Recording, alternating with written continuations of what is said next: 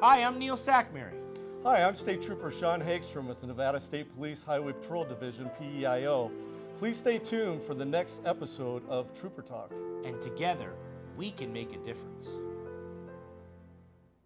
Here we are live at the 360 Vegas studios with this edition of State Police Talk and Trooper Talk. The gentleman on the ends, you might recognize.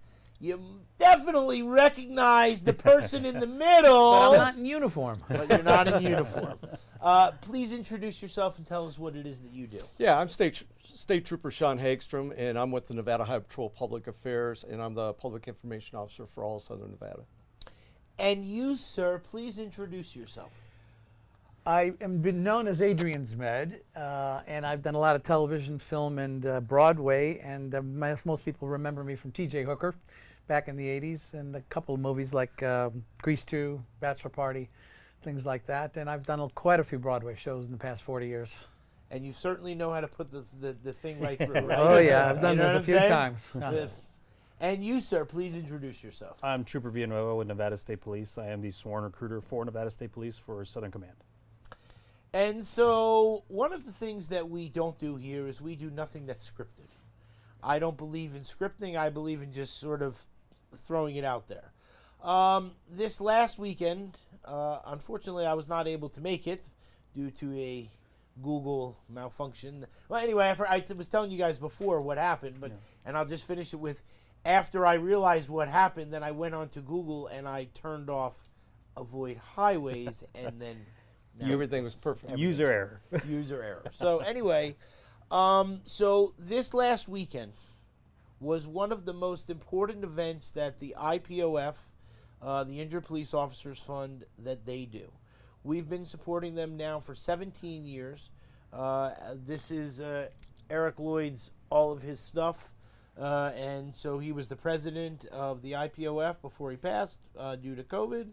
And you go out there and you give up your time because you want people to meet you, do recruiting, talk to people.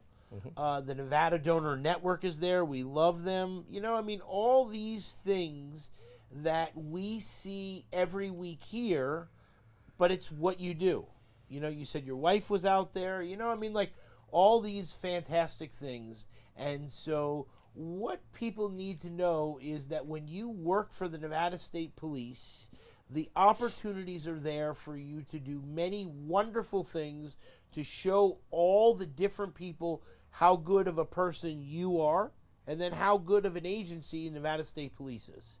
And so that's something that everybody that went there, including Johnny's kids, right? We have the picture of him, right? Absolutely. It's important.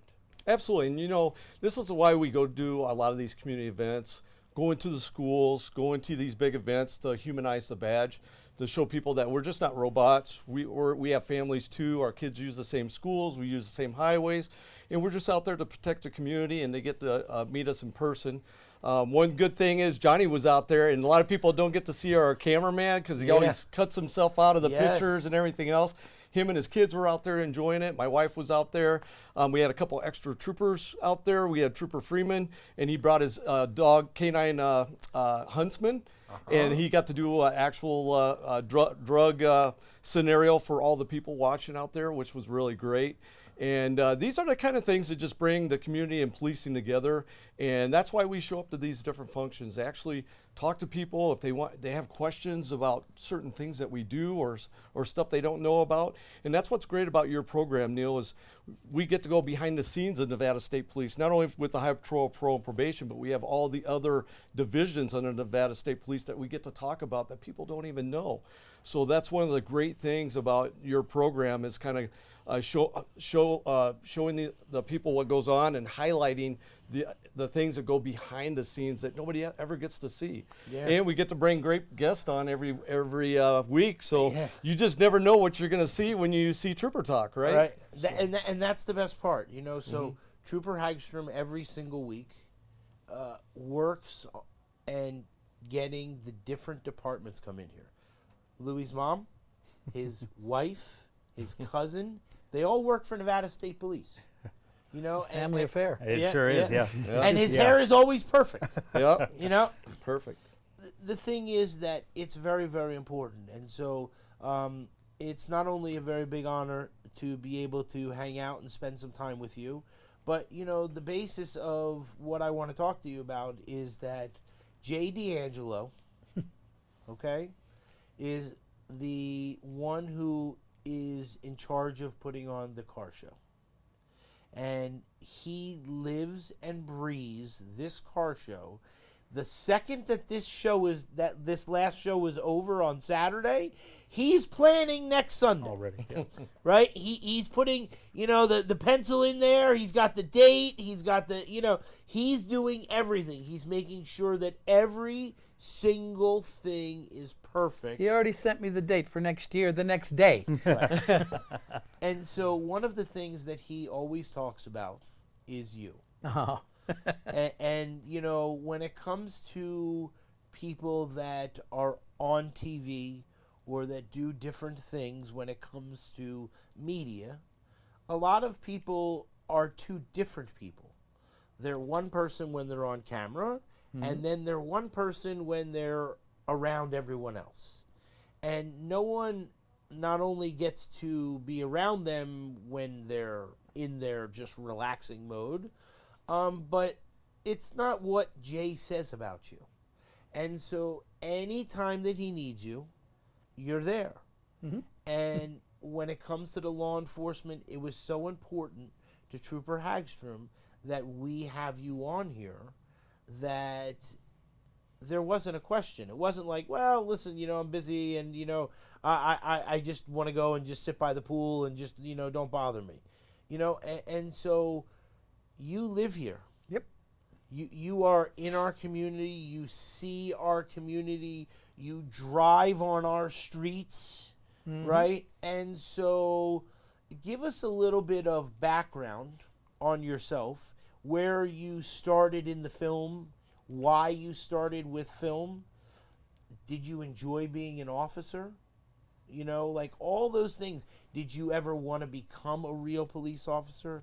Like all the questions that we want to know that no one ever gets to hang out with you and Right. just sit there and ask you. Start off in the beginning and let's go through that. All right, before I get into how I became an actor Yes. and ended up with T.J. Hooker and all that stuff, I just want to comment a little bit about having played a cop Yes. and why I am dedicated to helping, you know, law enforcement throughout the country, or even in European or, you know, internationally. One of the things I said when sometimes when I'm, you know, Lieutenant Jay asks me to go up and say a few things to the people at the IPOF, I say one of the things that Bill Shatner and I wanted to do when we were doing this show, and the producers, was to show that law enforcement, in all phases of law enforcement, are real people. They're human beings who have regular lives, normal human beings. I think I even said at this last one that Sergeant Bobby Borchardt, who just retired, but he's over with Moab now, you know, part-time. And while I was talking to him, his wife walks up to him and says, the kids have to go to their soccer games. And that's exactly what Bill and I wanted to do, was to show that these are normal people, but they're doing abnormal things. And with that said, that heroism goes beyond heroism. It's true heroism. Many of the officers who have lost their lives, and the ones who are injured, who cannot really, perform anymore, you know, for the law enforcement, they didn't lose their lives and they didn't lose their ability to continue to working with them. They gave their lives and they gave their abilities, you know, to do that and all. So whenever, and the fact that I put the, you know, as we actors say, we put the skin on of that person, not just the clothes. You have to live the life of who they're doing. Bill and I trained at the police academy, LAPD academy for about 3 to 4 weeks before we ever did T.J. Hooker, and there were just a lot of things that just absolutely shocked me and terrified me we did on ride-alongs and things like that. But the one that did it the most, and we actually made an episode about it, was there's this, and I don't even know, it's probably much more technical now and everything. But there was it was like a little theater room that that they had set up with the screen. It was the entire wall was screen, and there were XY coordinates on the screen, and you get as if you get a call from the dispatcher saying what's happening and this and that. You know, shots fired, suspected domestic violence, whatever it is, and it's a video of you walking in. It's your perspective the entire time. Do they still have this? They do, yes. Yeah, it's Yeah. a little bit older, but now everything's so enhanced. Right. That Yeah. absolutely is. And I was really affected by the realism of it and what I was walking into. And thank God I didn't kill anybody. I did draw my gun several times on a child coming out of a door with looked like it was a gun, but it was a broomstick and things like that. So again, by the end of that thing, I was drenched in sweat in terms of how intense it was and everything. And these guys do not get enough money for what they do every single day. When these guys pull over somebody in the highway and approach that car, there's no idea. They have no idea what that person is and whether they're a criminal or not or what's going to happen. So my heart just went out to them, and I just have always, when LAPD asked me to do charities for them, I was there 100% of the time. And again, having been in the skin of a cop, certainly not in reality. All I could do was assimilate it and stuff. I just have great empathy and gratefulness for what they do. So whenever they ask me to help, I'm there. So that's why I do what I do. Yeah. Now, why I became an actor? I broke my leg and wanted to meet girls. Honesty. Long story short. Yeah. I thought I actually had we were in talks with Notre Dame for me to have a scholarship to play football at Notre Dame from high school. And I broke my leg really bad. And I ended up going through several operations to fix it and everything. So I pretty much, scholarship was gone and everything. And I went to an all-guy high school in Chicago called Lane Tech. And 5,000 guys. It was a vocational high school. And there were no girls. And I just wandered into a study hall class 5 minutes early, and they were auditioning for a musical. In the auditorium, which is where the study hall was. And my English teacher was the director, and she said, "Hey, Adrian, can you sing?" Having been, being the son of a Romanian Orthodox priest, the whole service is in Gregorian chants and stuff like that. I was singing since I was 5 years old.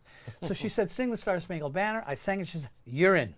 And then I said, "Oh, I don't know." It's just, we import all the girls from Immaculata Catholic High School. I'm in. I'm in. I'm in.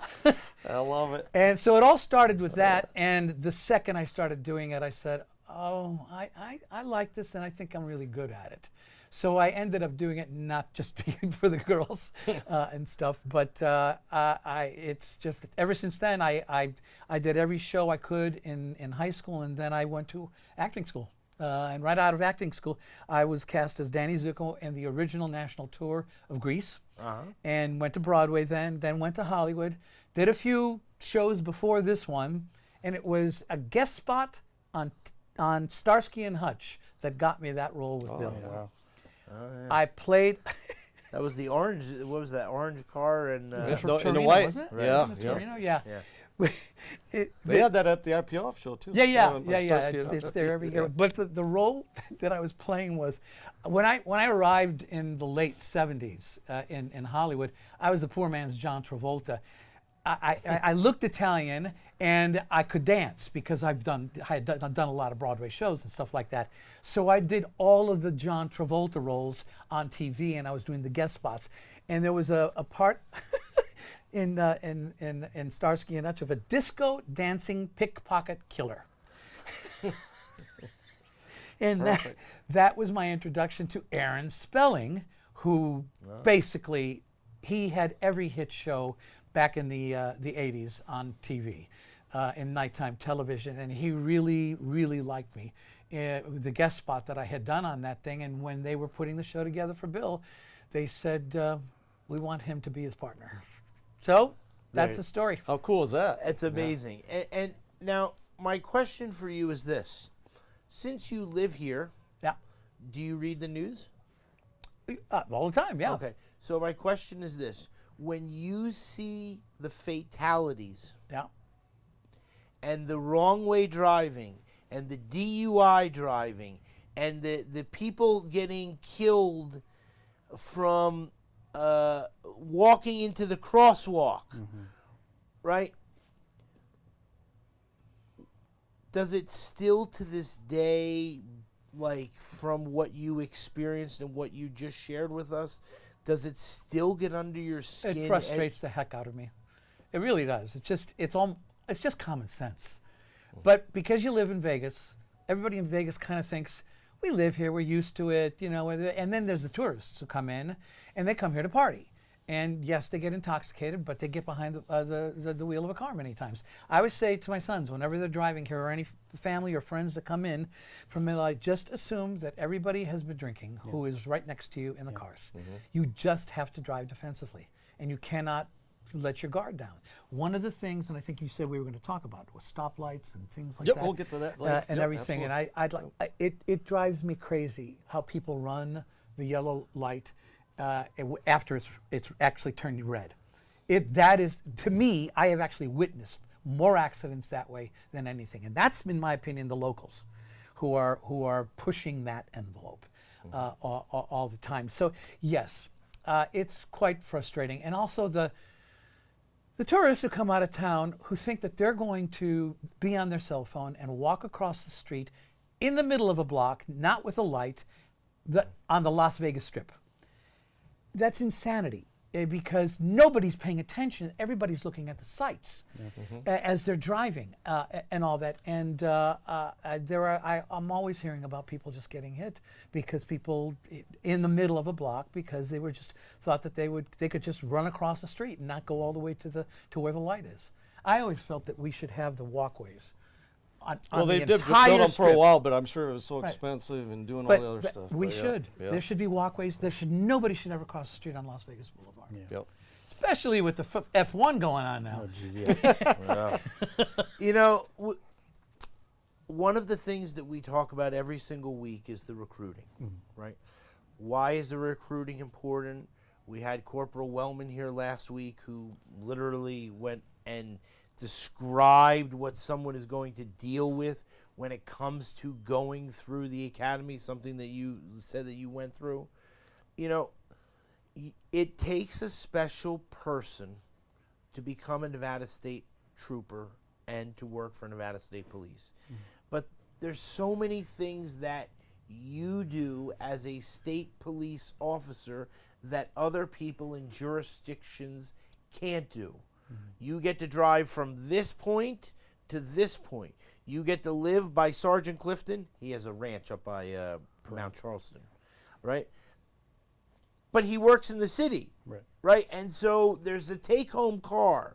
There's all these wonderful things that Nevada State Police does for the people who want to try to join. But it's not going to be easy. And people have to know that, right? Yeah, and the academy does a good job of putting the cadets through, I don't want to say stressful scenarios, but they are stressful scenarios because we want you to know how you're going to react to something that's real life. We absolutely have we call it virtue training now, where we have the screen up, and it's very realistic to where if you do have to fire your gun, it's going to show you where your rounds hit. It's going to show you what you hit. It's going to show you what you did right or wrong, right? But the point of that is to show you that these scenarios are very, very real life. And we want you to experience that in a place that we can fix anything that you do incorrectly. So then that way when you go out and apply it into real world, it's done correctly. The academy is really good about putting you in a lot of stressful situations. So then that way when it comes to the real deal, you've already dealt with it and you don't overreact or you don't freeze in the moment.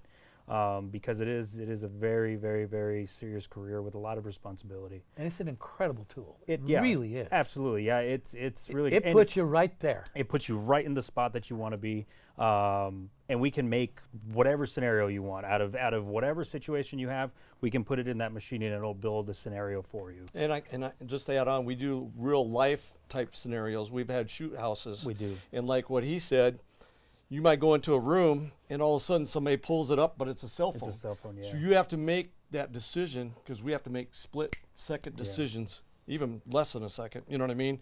Whether it's going to be a shoot or not shoot. But this all goes down to our training being second to none, because training is everything. And one thing about the Nevada State Police, I can honestly say, compared to a lot of agencies nationwide, is we're always upgrading our training to the newest standards, finding out with case law what we need to do, and we're always constantly training. Yeah. Whether it's at the range or we have scenarios, we got our defensive tactics every year, we're constantly training. So when our troopers meet that certain thing on the roadway or at a house, they know how to react. And it's not, it's muscle memory, we always say, because you don't have to think about it. You've been training so much that you're going to react a certain way every time. If I can So. add to that, what I learned also when I was going through the academy and doing the simulators and stuff like that, law enforcement is trained not to shoot. And I don't think the average person at home understands that. They think that there's a certain, aura, and there's, they take advantage of the position or something like that, but they're trained not to shoot. Again, normal people Last in resort. abnormal Yep. situations. And, it's just, again, they don't get enough money for what they do. Yeah, and it's interesting you say that, because we always talk about he has two different belts. And so he has a belt when he goes out into the real world, right? And that has different things on there than the belt that he wears, and we always call them the tools. Right. Right? And so it's very important, and it's one of the things that we talk about, because people have to know that they are trained to use their tools, and to use that as the absolute nth degree, which is the lethal force. I noticed in the news this last weekend that in Mesquite, there was a 100 pounds of meth. there was a gray cruiser, A little bit, huh? Unbelievable. and they Canines. had 100 Yep. pounds. they had the gray car Yeah. with the lights there, and it sure looked like one of the people that we had on the show. And one of the things that he talks about is that he hides in his little area right up near Mesquite and all this stuff. And all of a sudden, the K9 is out there, and that's it. The game is now over. And so one of the things that we talk about is the fact of that, how useful the K9 is, which you can attest to. Absolutely. Right? And then what it is that when you go out there and you put your life on the line every single day, and again, trained not to shoot, right? But being trained that if they have to, then unfortunately it comes down to them or the other person, and we want them going home. But these people brought in 100 pounds of methamphetamines into Las Vegas.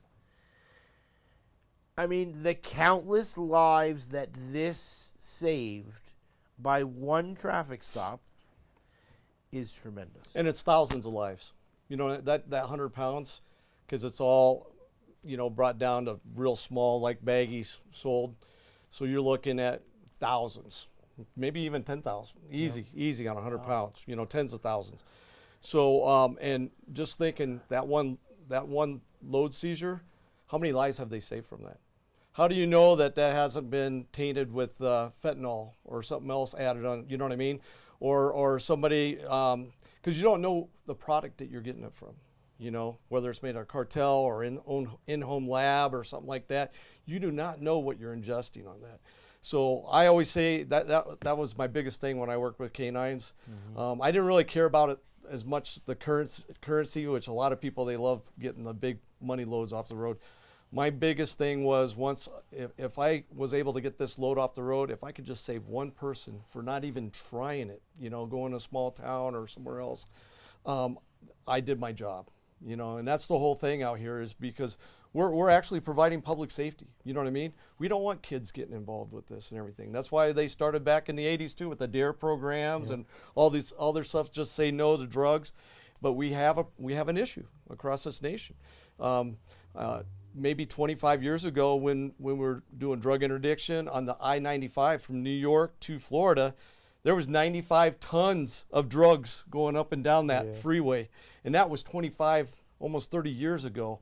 And I can't imagine what it is. And our nation has a very big thirst for drugs. You know what I mean? And that's why we have drugs coming in, whether it's from China, Mexico, or whatever, even in South America, because people have money here and they do enjoy drugs, So if we could put a little nick in it, we always say we're going to win the war on drugs, which we're not, you know what I mean? It's far bigger than us. But if we can stop some of it from people trying it and or even getting involved with it or killing themselves down the road, then we're doing our part to try to help our society.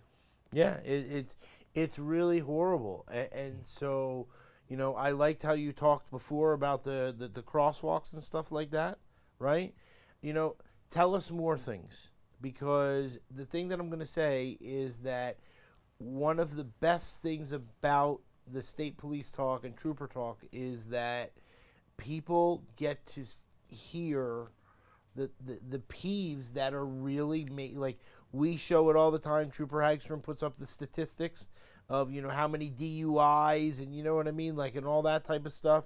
The lessons that people have to learn should be good things, and unfortunately we live in this town where there are a lot of people that do use different types of things, and they get on these roads. And so if they want to do these things, they should stay at home. Do you agree? 100%. One of the mottos that I live every day, trying to practice is signal your intentions. Yeah, let me see this one. I want to hear this. Go ahead. Signal your intentions. In life, sometimes in a relationship with your wife, it helps to signal your intentions. You know what I'm saying? You don't have to tell her. And be clear about, what you're about to ask or whatever, or the tone that you're going to ask and stuff like that.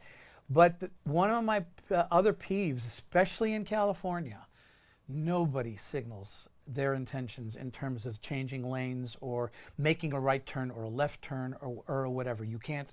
It's just you don't know what anybody's going to do. And now, I met my wife, who was the feature band over at Harrah's for 14 years, and now she's out touring. She was out touring with Meatloaf for several years while he was alive, and now they're doing the Meatloaf Celebration Tour with his original band. But anyway, I've been here for 20 years, on and off. Pretty much moved here maybe about 8 years ago, sold the place in LA. But now we're getting a lot of Californians as residents now in Las Vegas because of the way real estate is in California and the craziness. And I can sense and I see it's a California plate many times where, there's barely a car length with somebody just zipping in because they need to get to where they have to get. And that's the other thing that gets to me. And I see somebody going, 80 to 90 miles an hour on the freeways and going in and out. And then, a mile down the way, they can't pass anymore. So what good did it do you to put everybody in danger of all of that? And they catch up with the other cars. And you know what's so funny that you bring this up about pet peeve? That was one of my biggest pet peeves. And we just had it on Neil's show last week about not using your turn signals. Did we not? We just discussed that because there's so many. When I worked out there, I give you a couple times, you know what I mean, that you didn't use it. But that third time, you were getting stopped and talked to, or a ticket. because we can't have people coming in and out of traffic because you always have to signal your intent. If on a highway it's 300 feet, and if you're a residential, at least 100 feet, because people don't know what you're going to do if they're turning out or they're going to move into the next lane. They can't. They're not mind readers, right? And again, So- you guys have dealt with this, but while I was going back and forth almost every week to see my wife and then back to LA and blah, blah, blah, I did that drive a lot. Yeah. Hundreds of times. How fast do they blow past you on the highway? And Yeah, I learned, and it's, again, don't you understand that even if you're going 10 to 15 miles an hour faster, you're not really going to get there that much quicker. We discussed that too. In the end, for Absolutely. God's sake, put it on cruise control and just enjoy your ride. Listen to the radio, whatever. It's not, you're not going to get that there any faster and all. So I don't know where I was going with this. No. No, you're great, but that's what we talk about. So that's what Absolutely. that's one of the things. Again, we don't want any more fatalities. Okay, we know that as a part of Las Vegas, how many crashes are here every year? Oh, 46,000 crashes every year in the Las Vegas Valley. Okay. That's why every other billboard is a personal injury attorney. And the 46 highest insurance and the highest. 40 car, fo- yeah. over 40,000, right? Crashes in a year. Not only we need to find more and better qualified people, but this thing that you guys talk about the person picking up the cell phone, I think of the Goodfellas movie or Casino or one of those movies that I watched where the guy picked up the hero sandwich or whatever it was and he got shot. Yeah. Right? And so, you have to know exactly what it is that you're doing. And so we had the polygraph person. You ever been polygraphed? No, I never have. No. Okay. They lie to the polygraph. Can you imagine that? Right. Just the way you look. Right. So they go through. It takes 6 months to start to get to the academy. Yeah. But you're 3 or 4 months in by the time you meet the polygrapher. Yeah. And so you're going to not tell the Nevada State Police that you got in trouble when you were 15 years old? Like, they're the police. And they go to the polygrapher and they lie. And they lie on every question.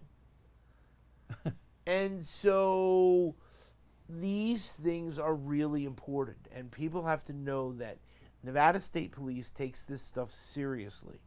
And that when it comes to the law, when it comes to the badge, so the show that I watch that follows the police on the weekends, right? They chased one of these people and into a backyard, and he hid the gun and the drugs underneath the pine cones. Like a dog wouldn't Right. be able to find So them. so they had the canine come and he catches the guy. Right? And he's complaining, how dare you have the dog bite me and and all this type of stuff. But he ran from the police, right? He With a created gun. it. Yeah. But he didn't tell him he had the gun. They knew he had the gun. And so then they bring in the second canine and he does the article search. Yeah. And in the article search, they found the drugs and the gun buried underneath. So this crazed person was going to run, and then he was going to come back and get his stuff. Nevada State Police work so hard. They train every day. They have the best equipment. They do everything they can from the leadership all the way down. But we need more, right?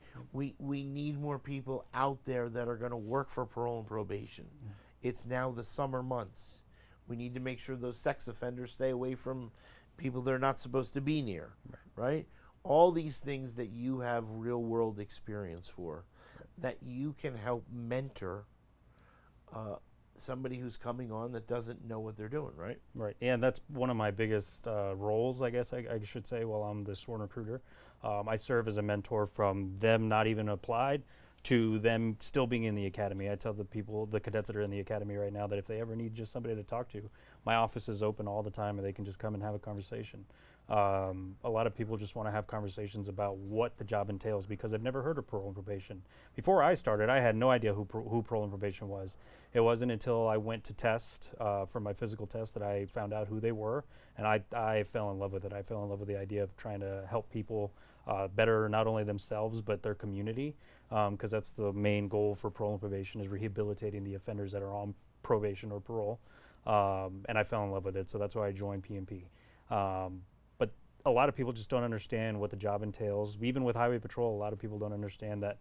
They think that we are just attached to the highway and we can't go anywhere else, or that our jurisdiction is the 15 because that's our main highway in Vegas. But our job duties are so much more than what's seen on TV or what's even put out there, because of all the special functions that we have with Nevada State Police, not only with highway patrol, but with parole and probation, Capitol Police, fire marshals. We have so much to offer that a lot of people don't really get to see. But thanks to your show, we get to talk about it and we get to express what's open for everybody that wants to come join us.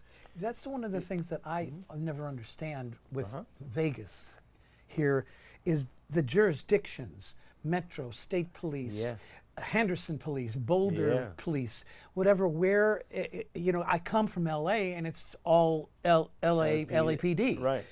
Is what it is. So it's just, and I've learned now working with these the guys that you're always helping each other. Right. It's Absolutely. one Oh, yeah. hand helps the other hand. Every LA agency works together to Yeah. for the cause. Yeah. For the cause. That's what we, Go. no, I was just going to say that's what we tell the cadets too, is that like Metro has Las Vegas, right?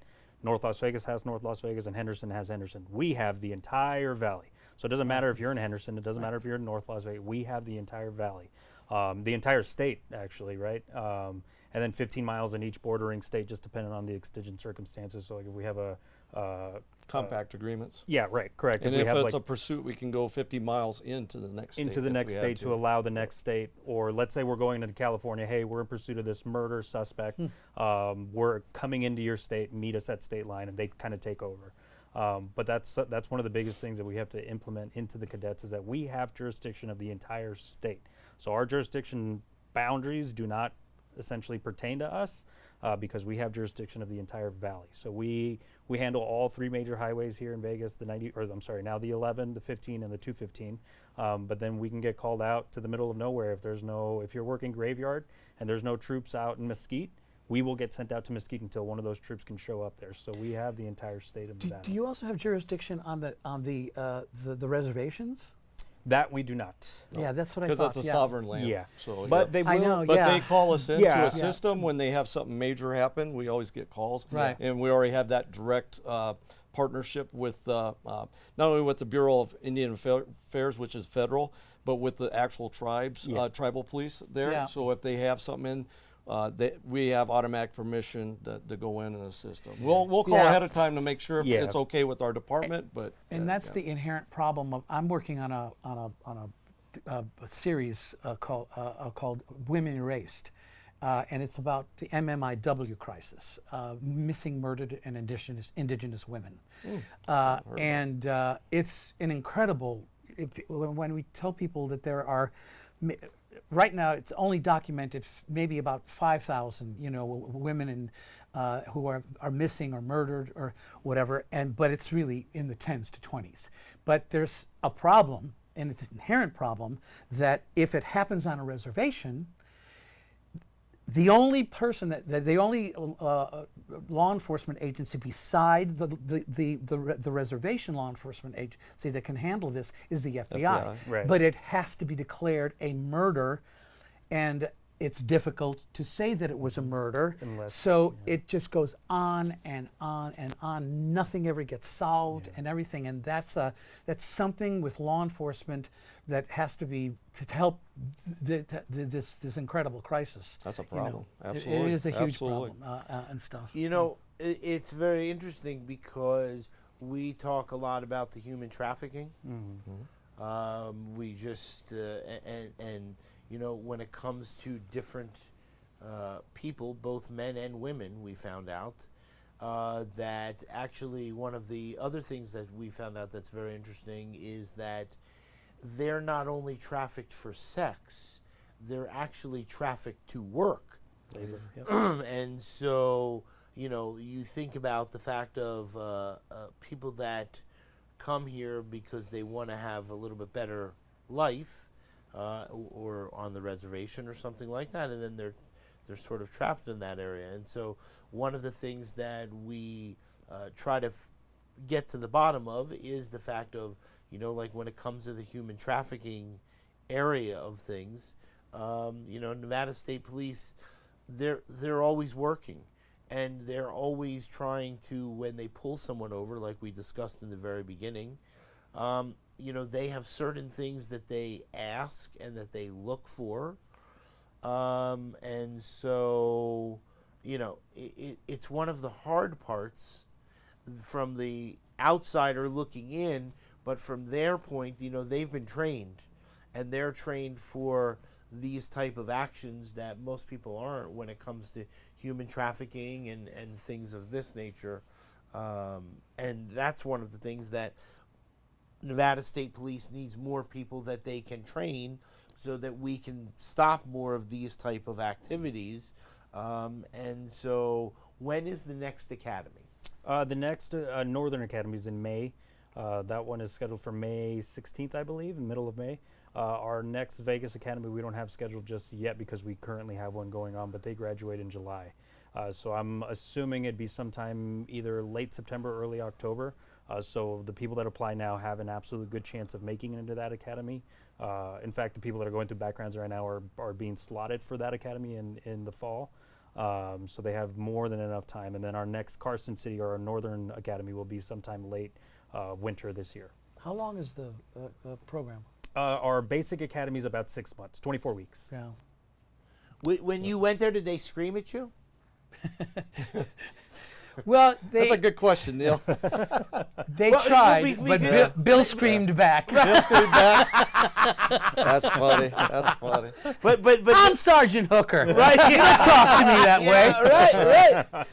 right. It's funny because we had the sergeant come on who's in charge of the motors unit, and one of my questions to him was, which maybe that's an interesting thing, did they, when you were on set, did you call each other by your the first name? Because they called, when he was here, they just call him Sarge. Yeah. To this day, when I see Bill, Yeah. would you not call me Bill? Just call me Sarge. I love it. Again, it's a title that you earn. God bless him. He just turned 95. 95. Yeah. 95. He went up into space 2 years ago, and his horse through him had to have a complete shoulder replacement literally 2 weeks ago. And he's back on airplanes and flying around. He's a miracle of amazing. science. I don't know Do how you still he does hang out with him? Like, what is Oh, that? yeah. Like, we what do. is that relationship like? Like, let's say after. Like, have you ever gotten in a fight where you didn't talk to him for a couple months or something? No, I have too much respect for him to get into a fight with him and stuff. But, hey, look, I was a kid when I went on that show, and he was a huge, massive star. 25, 30 years older than I was. Sure. And he You was were the 28 star. and he was 51, I think. Right, and he was the star, and I was sitting in a squad car with him, in a ride-along, pretty much of his career. Right. What you call it. So, no, I've always gotten along with Bill. He always has been my mentor. And everything. And I learned so much of being on camera from him, just by even watching him and stuff like that. I was a young actor who was in Hollywood. I've mostly only done theater at that point. And I as they say in the business, you got to bring it down because you're in front of a camera now. You don't have to use your arms and your whole body and stuff like that. And so many directors are former directors of photography, so they don't know how to talk to an actor. They just know how to set up the shot and get it done, and they can get the budget, the shots that's done all in the 7-day shooting period, and that's that. But that's the worst thing you can tell an actor is, make it smaller. Well, if you make it smaller, then the performance will be smaller. Yeah. And I teach at Stella Adler in LA and in New York often master classes, and I have a thing called Theater to Film on how to transfer that energy. Because the energy, you have all the freedom in the world right here in your face. Yeah. On stage, you have all the freedom in the world with your body. But in a camera, it's right here. and it's just a way of redirecting the energy so your performance is not small, but it's more intense in your what's going on in your brain. So do you drink coffee or tea? Both. Okay. Decaf or regular? No, regular. Regular. Do you have a certain brand that you use? Costco. Okay. There you go. How about let's see. So you drive, Of course, yeah. right? Do you drive a car or a truck? I drive a car. I just pulled up in my Mini.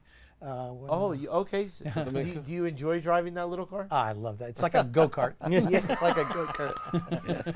And I got to tell you, Adrian, when I was so ecstatic getting you on the show that I had to call Neil like 2 or 3 times for the Yes. day that you were coming. Yes. And just to let you know that, because all of us older here have watched this growing up as kids. I watched this as a kid. And the 80s was the greatest era to live. I tell everybody that.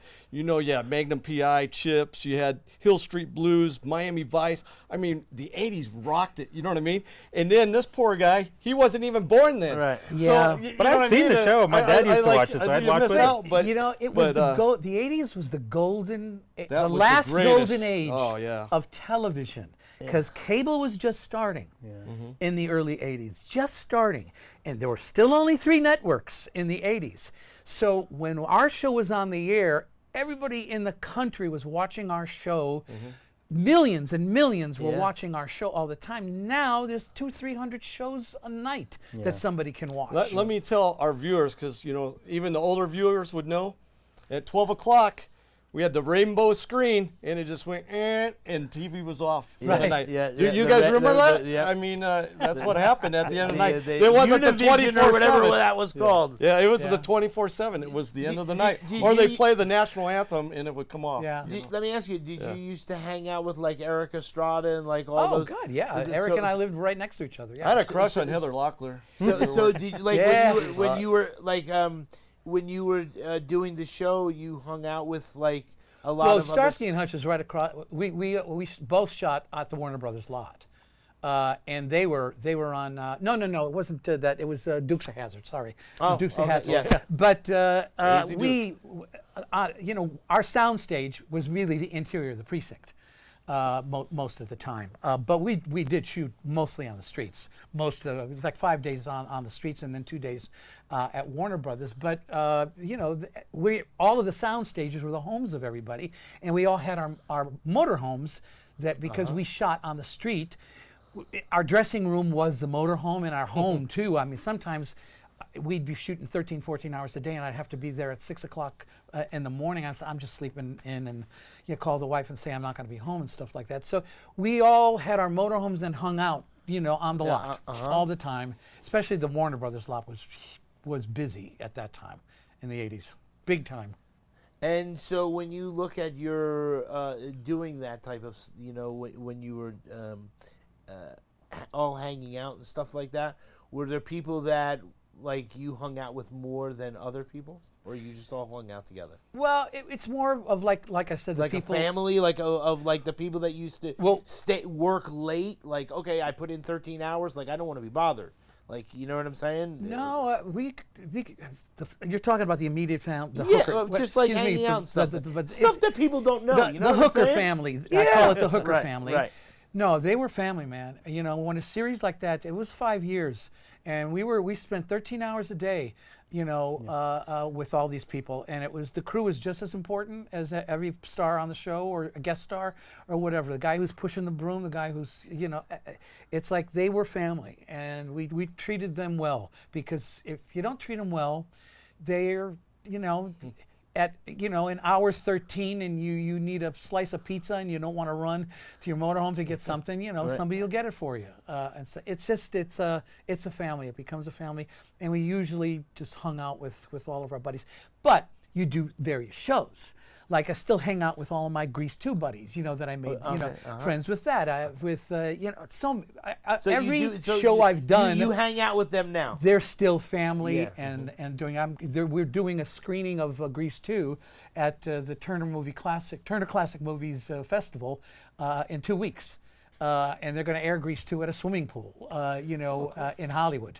and stuff. So, and a bunch of cast members are going to be there, and we're all excited to see each other because we don't live next to each other anymore, but we talk all the time. Yeah. In fact, I'm going to see Heather in a couple of weeks. We're going to do an autograph show wow. in New Jersey. So tell me about that. So now, so you live in Las Vegas, Yeah. right? And you drive the car, Yeah. right? And so you get out of the car, and then people now come up to you and they flock to you because they want autographs. They do. What does that feel like? They do. What does that But feel like, honestly, since I went gray, people aren't recognizing me as much anymore. If I just dyed my hair, it probably would be when they realize it and put it all together. Again, it's I guess it's maybe it's the being brought up in the church with my father being an Orthodox priest and stuff like that. I'm not who I am if it wasn't for the fans. And that's what they've kept my career alive by appreciating me so much. So how can I be mean or anything like that if they want an autograph, if they want a picture and things like that? I will say there are times where it's just like you're with your family at a restaurant, Right. and somebody comes up to you and you've got a mouthful of food, Right. and they start talking to you and they want everything, and I just say, we just do this after we're done, with my family There's a time and place. and stuff like There's that. a There's a time time for and it, a yep. place for it, but I rarely do that, to be perfectly honest. Yeah. And look at, his hair was perfect too. You know what I mean? Right, yeah, You- 100%. like the younger version. Look you at know what I mean? But look at that hair. Look You at know, that hair. Aaron, I mean, are you Aaron, kidding me? Aaron Spelling used to call me up every week. Get a haircut. Yes. But that's the way they wore it back then. That's- You know what I'm that's- saying? That was that's- the Back regular then, hair. we were Absolutely. pushing the envelope, but Right. apparently, The- but the I frilly pushed hair it. was I still in. pushed it more than anybody on network television playing a cop. The cool thing is that just like you talk now, and as candid as you are, these guys do the same. Yeah. And Absolutely. And so one of the best things about the Nevada State Police is that they train you, they give you the equipment. We keep coming back to that, but when you go up to a car or you have to be into a situation, right? You know how to handle yourself. And so that's one of the things that Nevada State Police not only takes very seriously, but let's talk about the tattoos, right? Let's talk about what you can and can't do, right?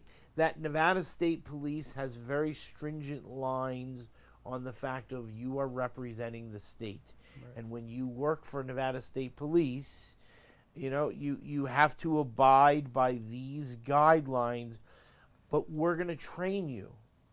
And so in part of that training is the de-escalation and things like that, where we know that people sometimes are not the most forthgiving, and sometimes we have to walk them back. Yeah, and you know what? It takes a year to be an officer before you get started, because we got 26-week academy.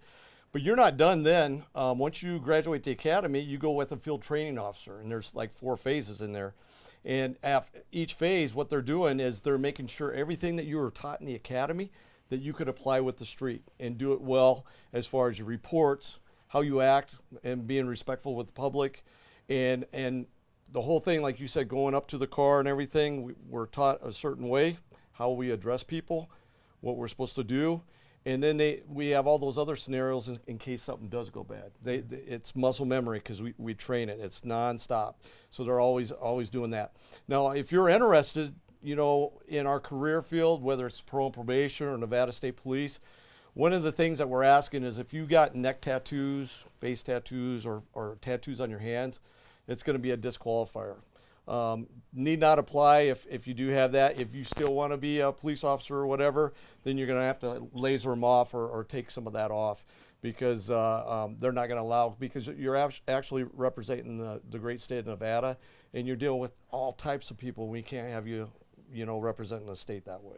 Unfortunately, actors don't have that. Right. Yeah. So that's why you see a lot of, excuse the pun, bad actors not acting out and just being jerks, about things.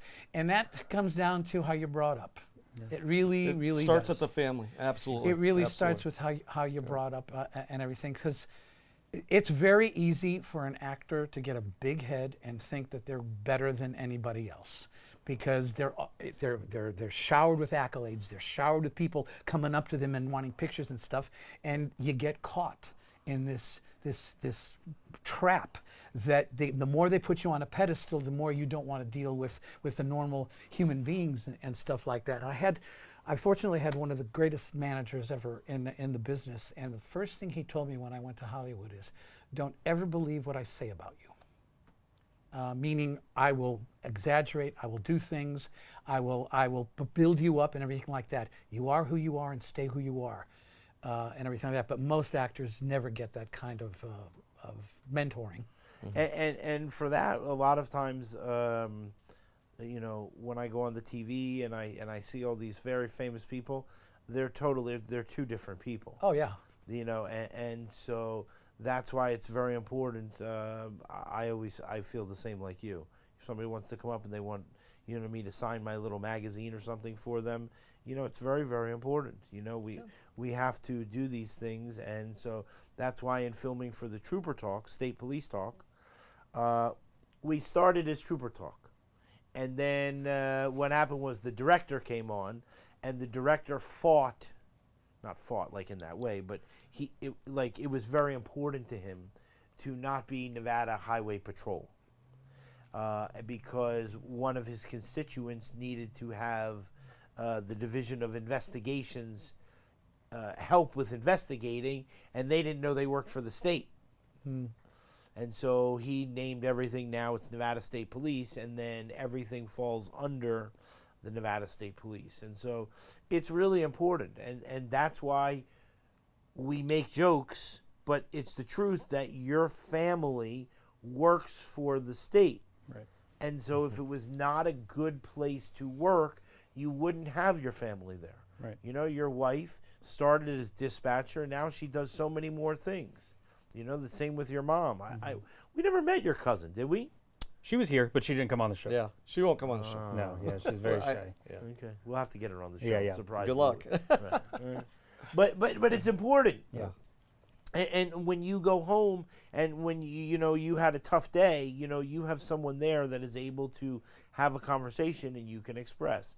And that's why Nevada State Police is the most wonderful place to work, even when there's a cowbell that just went off. Right, Johnny? More things for you to bleep out. All right, let's see. So normally we have, we don't just talk. Right. But I don't know what Trooper Hagstrom has behind here. So again, coming back to our earlier conversation, nothing we do is scripted. I drive from my store over to the studio, and I think of the questions that I want to see. You know what I mean? Of their car or this, or you know what I mean? Like something that happened last week. You know, I mean, you never know. You know what did happen when I was watching that show? So they have the Daytona Bike Week, right? And there's one of the guys that's on the show. He's a little bit bigger than you, like taller. And this guy comes up to him, like totally wasted, right? So he could have just walked like nobody would have bothered him. But he comes up and he does like this huge chest pump like this, right up to the guy. And he goes, I don't understand. You know what I mean? And then they put him in the cuffs and anyway. Idiot. That's what I gotta say. Did you ever Idiot. want to be an officer? No, I wanted to be an actor, so I've become many people, which is great for You my got the profession. best of both worlds. Yeah. Because I get to be, I could either get to be a bad person, I get to be a good person, I get to play cops and robbers, I get to, do tons of things like that. No, as I said, these guys don't get paid enough, and having been on ride-alongs and stuff like that, I'm fine where I am. Do they cut you off in your little Mini, the big trucks? Oh, well, I stay away from the trucks. Because I know they don't see me. Yeah. All right. This is what I was talking about. So this is the Southern Nevada Task Force, okay? Now, Trooper Hagstrom will tell us all about this, but this is really important stuff.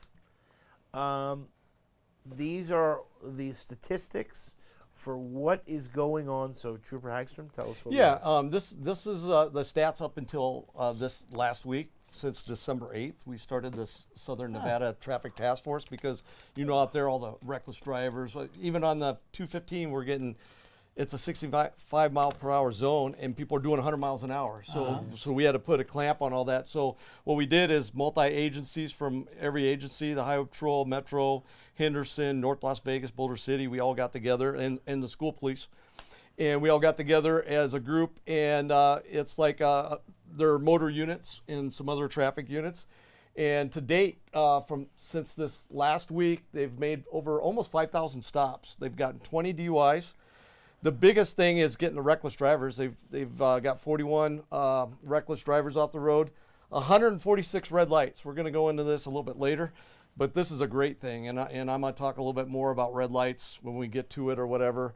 But look, they've already towed almost 50 cars. When I was out there a couple of weeks ago, they were doing an operation, and the sergeant on duty said, hey, anybody over 100 miles an hour, we're towing their car. You know what I mean? They're getting a reckless driving ticket, we're towing their car. We're not messing around with this. You know what I mean? So, and they're up on the overpasses, the bypasses up there with the LiDAR, and how the LiDAR works, it's our radar shoots out a radar beam. This has like a laser beam, and it's like when you see a laser on a gun. Yeah. It points to whatever vehicle and it'll give you the distance, the miles per hour, everything right Wow. there. So they can just call it in, and they're waiting off the ramps to Wow. get these guys. So this is a lot. They even got the 320 registration because that's a big problem. That made a lot of news. I over saw this. somebody this it's morning. crazy. Yeah. Sorry, go ahead. No, go ahead. No. Yeah. No, I'm finished. their license plate thing was fake. It could have been like, you know what I mean? Like, it's this big, and it's like, there's no way this is legal. Yeah. Yeah, and they've already issued over 3,000 speeding tickets since December, and we're just starting April? 3,000. So these guys are hustling. They're doing a great job. I've noticed it over the last month. Yep. I've already noticed how slow the traffic is starting to be on the 215 because everybody's starting to notice that, hey, we don't know where they're going to be from day to day. We don't tell them where they're going to be. They meet up and they meet in different locations, but the reason they go to these certain locations is it's all stat driven. We're going to where a lot of our crashes are going in high speeds to prevent any fatals or serious injuries out there. So it's a good thing, and that's why they're driving down this traffic. So what is OLN? The operating license, your driver's license. Yep, driver's license. Red and that's light. 181 people that probably didn't have a driver's license. Or suspended Or suspended, revoked. revoked. So you talked about the red lights being something that makes you crazy. Yeah. We got a segment coming up. Running them Yep. running them. specifically. Yeah. So when they see yellow, you mean they're not supposed to slow down to go through? No, according to the Tron, whatever that movie was that one of the Bridges brothers did, he was a robot at the time, and he noticed that to learn how to drive, that when the person saw a yellow light, they sped up instead of slow down. Yes. Yellow's supposed to mean slow down, but 9 times out of 10, people speed up, Yes. and it's notorious here. Notorious. Look, let's face it. The red lights are a little longer here than they are in California. Yeah.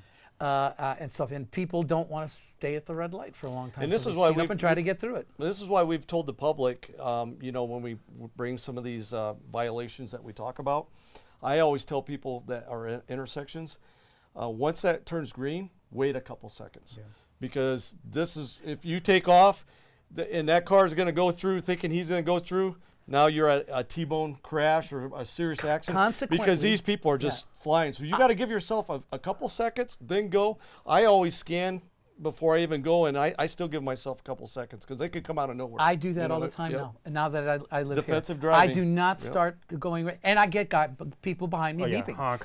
Honking, and I'm looking both ways, and I try to see down the street to see that nobody's Smart. going Yep. quickly, to try to run it. They can hawk all they want. I want to be safe and go home every night. That's the main thing. So in the first place, people shouldn't be doing it. In the first place. Absolutely, That's why yeah. we're talking about it.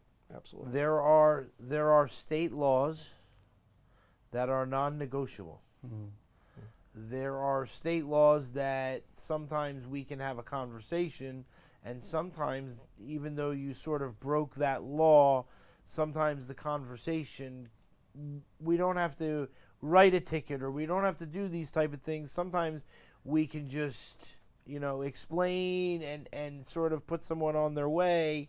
And, sometimes that is better than actually sometimes with the tickets. On the show that I watch, they do that all the time. People are, it's not as easy as it once was. And a lot of people don't have nearly the money that they once did. So sometimes that conversation can mean, listen, I'm not going to write you this ticket right now, but you need to get the tint fixed, or you need to get the traffic, not the traffic, the tail light fixed. You know what I mean? But I'm not going to write you the ticket for $186. And so it's very, very important. And so one of the things that's really wonderful that you brought up in the beginning of when we first started talking, but I will come back to, you are a human. Like we put I always say, like, we put our pant legs on one leg at a time, but then somebody said last week, or Corporal Wellman or something said, unless you put them on and both at the same time, but the thing is that we're human beings, the blood that is in us is red, we bleed, you hurt your hand, and what I mean, I did the same, if we hurt ourselves, there are consequences. And so the important thing is that what people have to know is that it takes an extraordinary human being to become a Nevada State Police trooper or for parole and probation. And not everyone wants to deal with stuff like this. You will lose friends, all these things that we talk about every week. But it's very important, because when you come and you want to join Nevada State Police, you may have to make decisions like this stuff down the bottom here that is going to ruin someone's life. Mm-hmm. But it's not that you're ruining someone's life because that's what you decided you were going to do. You woke up in the morning and said, well, this is what I'm going to do. No, this particular situation, you got caught, going 130 miles an hour. There are consequences. You know what I'm saying? Mm-hmm. And so these are the things that when you work for Nevada State Police that you have to take into account, because when you're out there on your own, right, that's something that we do. Right. And Sergeant Miller said it perfectly last week, is that we're not giving tickets. We are the violator is receiving the ticket, because they're the one that committed the law or the infraction, correct? So I'm not giving you this ticket for speeding. You're receiving this ticket for speeding because you were the one that was speeding, right? But we do try to connect with the public. I mean, like I say every show, I try to connect. And my first thing is, hey, I'm Trooper Villanueva. Is there a reason why you're going this fast? Because sometimes people do have reasons, right? They're going to the hospital to meet a loved one. Maybe they have an emergency in the car that they have to get somewhere quickly, right? Does it make it right that they're doing 95 miles an hour down the 15? No, not at all. But there's a reason for them doing that, right? So I can connect with them just a little bit more. So maybe they don't get a ticket that day, or maybe they don't get the 95 mile an hour ticket and I drop it down to 75. Because they still need to understand that, yes, I understand that there's an emergency going on in your car, or you're going to something that's very eventful for you. However, if you get into a wreck at 95 miles an hour, you're going to hurt yourself, you're going to kill yourself, or you're going to do that to another person. Mm-hmm. So doing those speeds aren't going to get you anywhere quicker. We've done studies before, and it's been studied a lot, where if you're doing 95 miles an hour versus 65 miles an hour, you're going to get there realistically 45 seconds earlier. So it's not going to do you any good. What's an extra 45 seconds, right? Now, let's say you get stopped, right? Now you're going to be 10 to 30 minutes late because we're writing the ticket, or we have to pull you over, or whatever the case is. Or worse, you get into a crash and you don't make it to where you're going to. So what good did it do you in the first place? But we do a really good job. The Academy does a really good job. Our FTOs, or our trainers, when the troopers go out on the road, do a really good job of trying to connect with the public to see why it is that they're doing what they're doing. Now, obviously, there are speeds like Trooper Hackstrom was saying, when they do these events, anything over 100 is unacceptable. There's no logical reason whatsoever for you to do anything over 100. And a lot of the troopers, I would say 99% of the troopers, anything over 100, you are absolutely getting a ticket. And it's discretion to tow the vehicle for reckless driving because depending on the time of day and how traffic is, those speeds are considered reckless. So we can tow your vehicle. We can take you to jail for reckless. There's a lot of avenues that we can go. And if it's something that where you are consistently being stopped for speed, you're stopped every week for speed, we can take you to jail for speed, even if it's 75 miles an hour. If you were stopped 2 days ago because you were doing 75 and 3 weeks before that because you're doing 75, it's a pattern, and you're obviously not learning by receiving these citations, so you're going to go to jail for habitual speeding. And I'm going to add on too. So a lot of these stops too, I mean, you're educating the public. You're educating the motoring public, whether you get a fine or not. Since you brought up California traffic, I've pulled over Californians where they're in the left lane doing a speed limit or below. And It's a passing lane. People, absolutely, Yeah. and they don't understand that, and I have to educate them that, hey, you're supposed to be in the far right lane unless you're passing someone. And you got to at least maintain your speed limit, or, you know, because they'll sit right there and they'll hog up the traffic, you know, and they'll back it up, you know. And it's just a simple talking to. You know, I never write them a ticket for it. You know, people from out of state, sometimes they don't understand some of the laws, but you can't be ignorant of the laws in the same time. You understand what I'm saying? In you got to do California- a little bit of common sense. In you know? California, there is no passing lane. Yeah. Yeah, and they have to get in certain lanes of California, or they don't get off the certain ramps. Right. So, which is understandable. So they have a little bit different Well, driving that patterns. is also Yeah. an exception to The, that. the, yeah. the thing is that it's funny because when I drive the car, Mhm. it is one of the things that does go through my mind. First of all, I know how absolutely aggravated it makes you when you pull someone over. Like because you just like you say, like, I just don't understand. Like, explain to me what the reason was that you decided to go 95 miles an hour. Like, you were testing out the tires? You know what I mean?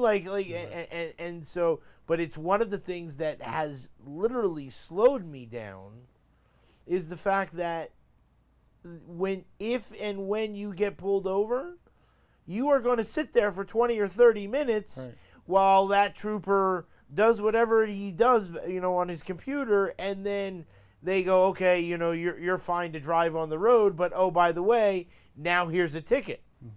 And even if there's not a ticket, you're still on the road, you're still sitting there for 15 or 20 minutes. Right. And so there's no logical reason to drive fast.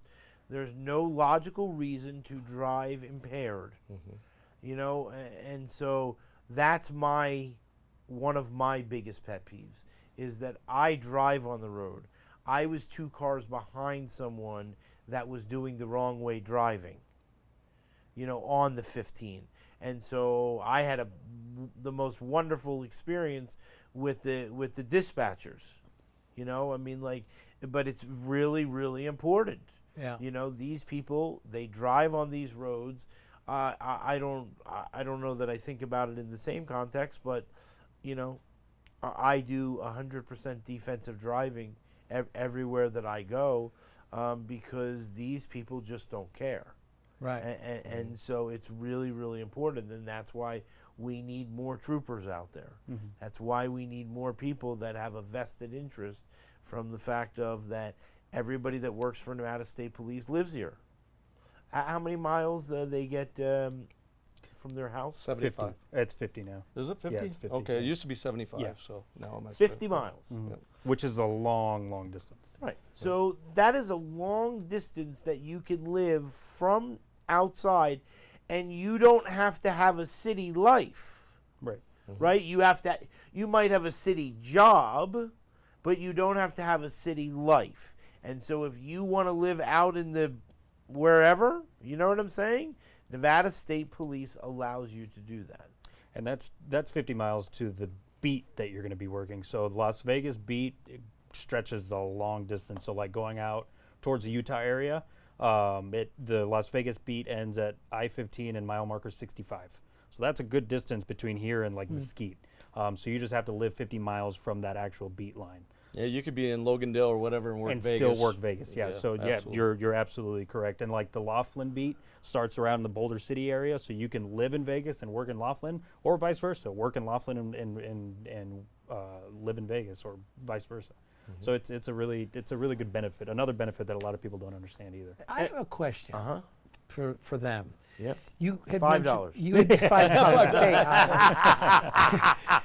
Okay, you mentioned I drive a Mini. Yeah. How do you stay away from trucks and stuff like that? yeah. Okay, my question is, I'm going the speed limit, and there's a truck that's in the lane to my right, and I'm I know where you're getting I'm at. in the passing Should lane. I speed up Can and go I past them? speed up to get past the Yes. truck? Yes, you can. Yes. Because you're avoiding danger and everything, but once you get past them and up ahead, You have to go Yeah. back to then the go back to the regular Yeah. speed Okay. limit. Yeah, Yeah, great. it's no A different lot than of people passing. don't know that. Yeah. A lot of No- people don't know that. Yep. Yeah. No different than passing. You know what I mean? You're picking up that speed to get past them, but then once you get into your correct lane or the lane you're going to be getting away from that truck, then you got to go back to the regular. I speed. actually just had that scenario happen last night going home.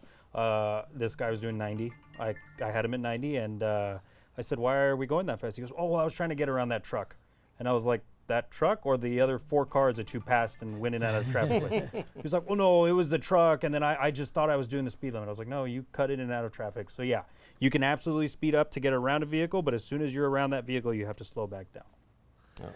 You know, it's important that the laws, and that's one of the things that we love, is that, you know, they're able to explain these type of questions, because a lot of people don't know that. Right.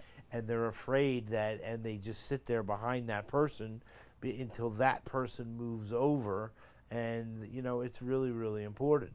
And if it becomes a hazard, we want people to call our Yeah. Star NHP or call 911 if he's starting, because you don't know if that person's past his hours, he's tired, Right. you know, or if he's on drugs. You just don't know. And if it becomes a problem where they're going in and out of the lane, fail to maintain travel lane, we always urge people to call that Star NHP or 911, at least report them, and if we have a trooper in the area, that we can get them stopped, or an officer if it's in town, because we don't want somebody getting hurt or them hurting themselves. Yeah. Yeah. Yep. All right, let's see what we got.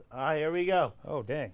It's like we were just talking about it. All right, here, you want to read this in, let's see what we got here. Now, this says that it's against the law. Now, this is Sean's safety tips. We've been doing this now. Yeah. Diddle-ding, diddle-ding, diddle-ding. Johnny, where's the music? We need a little jingle.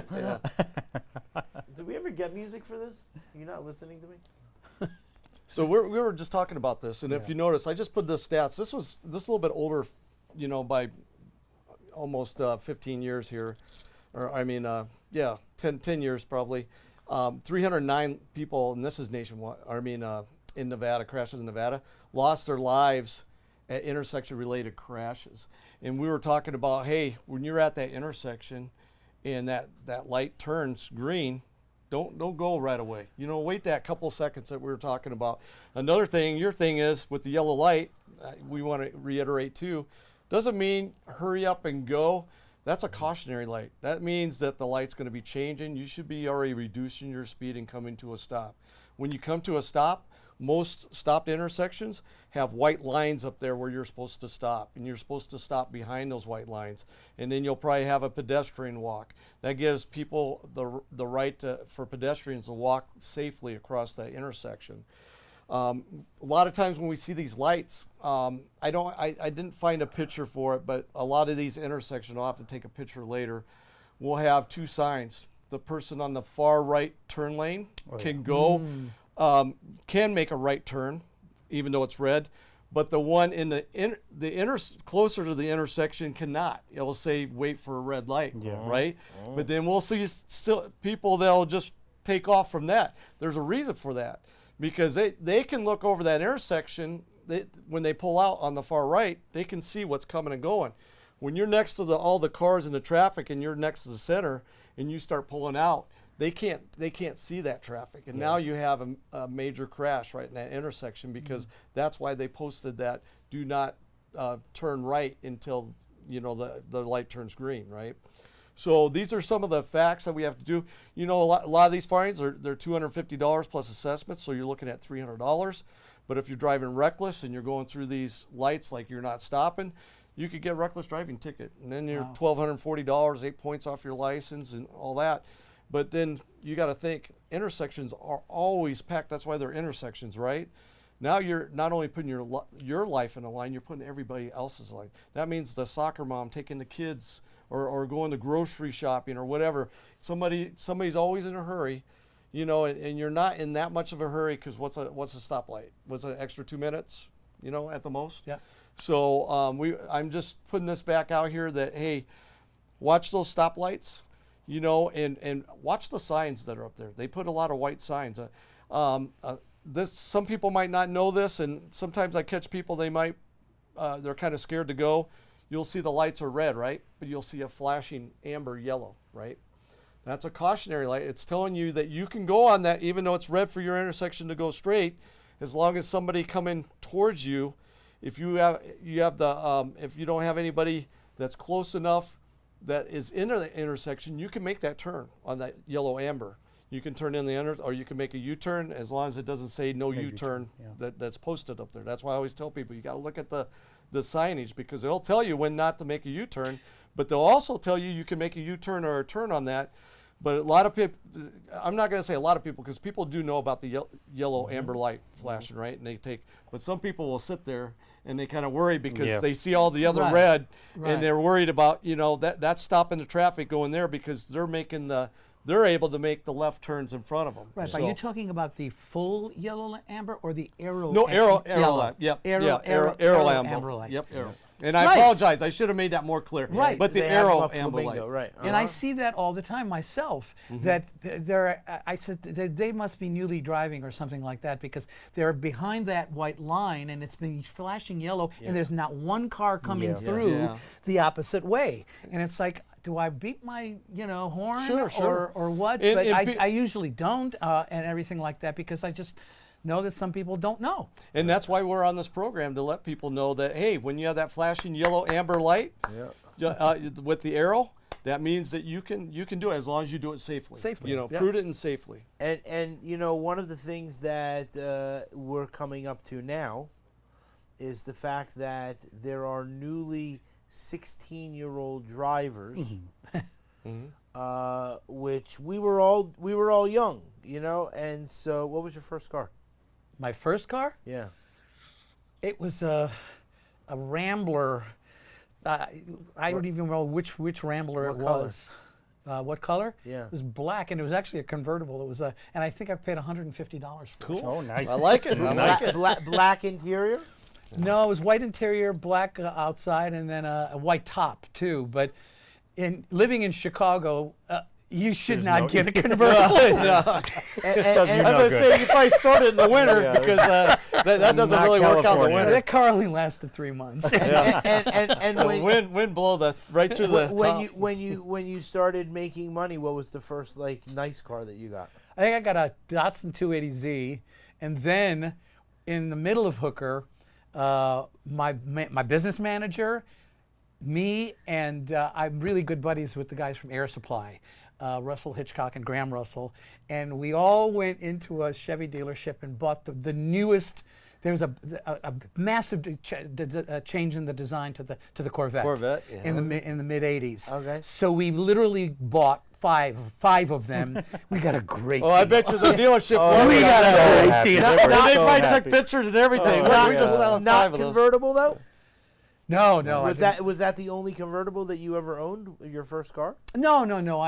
Back in high school, one of the next cars I got was a Triumph Spitfire, and that was a convertible Triumph. too. Yeah. And then when I moved to LA from New York, and I got another Triumph Spitfire at that time. I loved that car. It was just, I don't know. I like the small cars because you really can. I don't know. They just handle great. Feel the road. Did you They're used to- fun. Yeah. Did you used to drive fast when you were younger? No, well, okay. again, I was the son of a priest. I didn't get in trouble. Hey, good answer. No, I just kidding.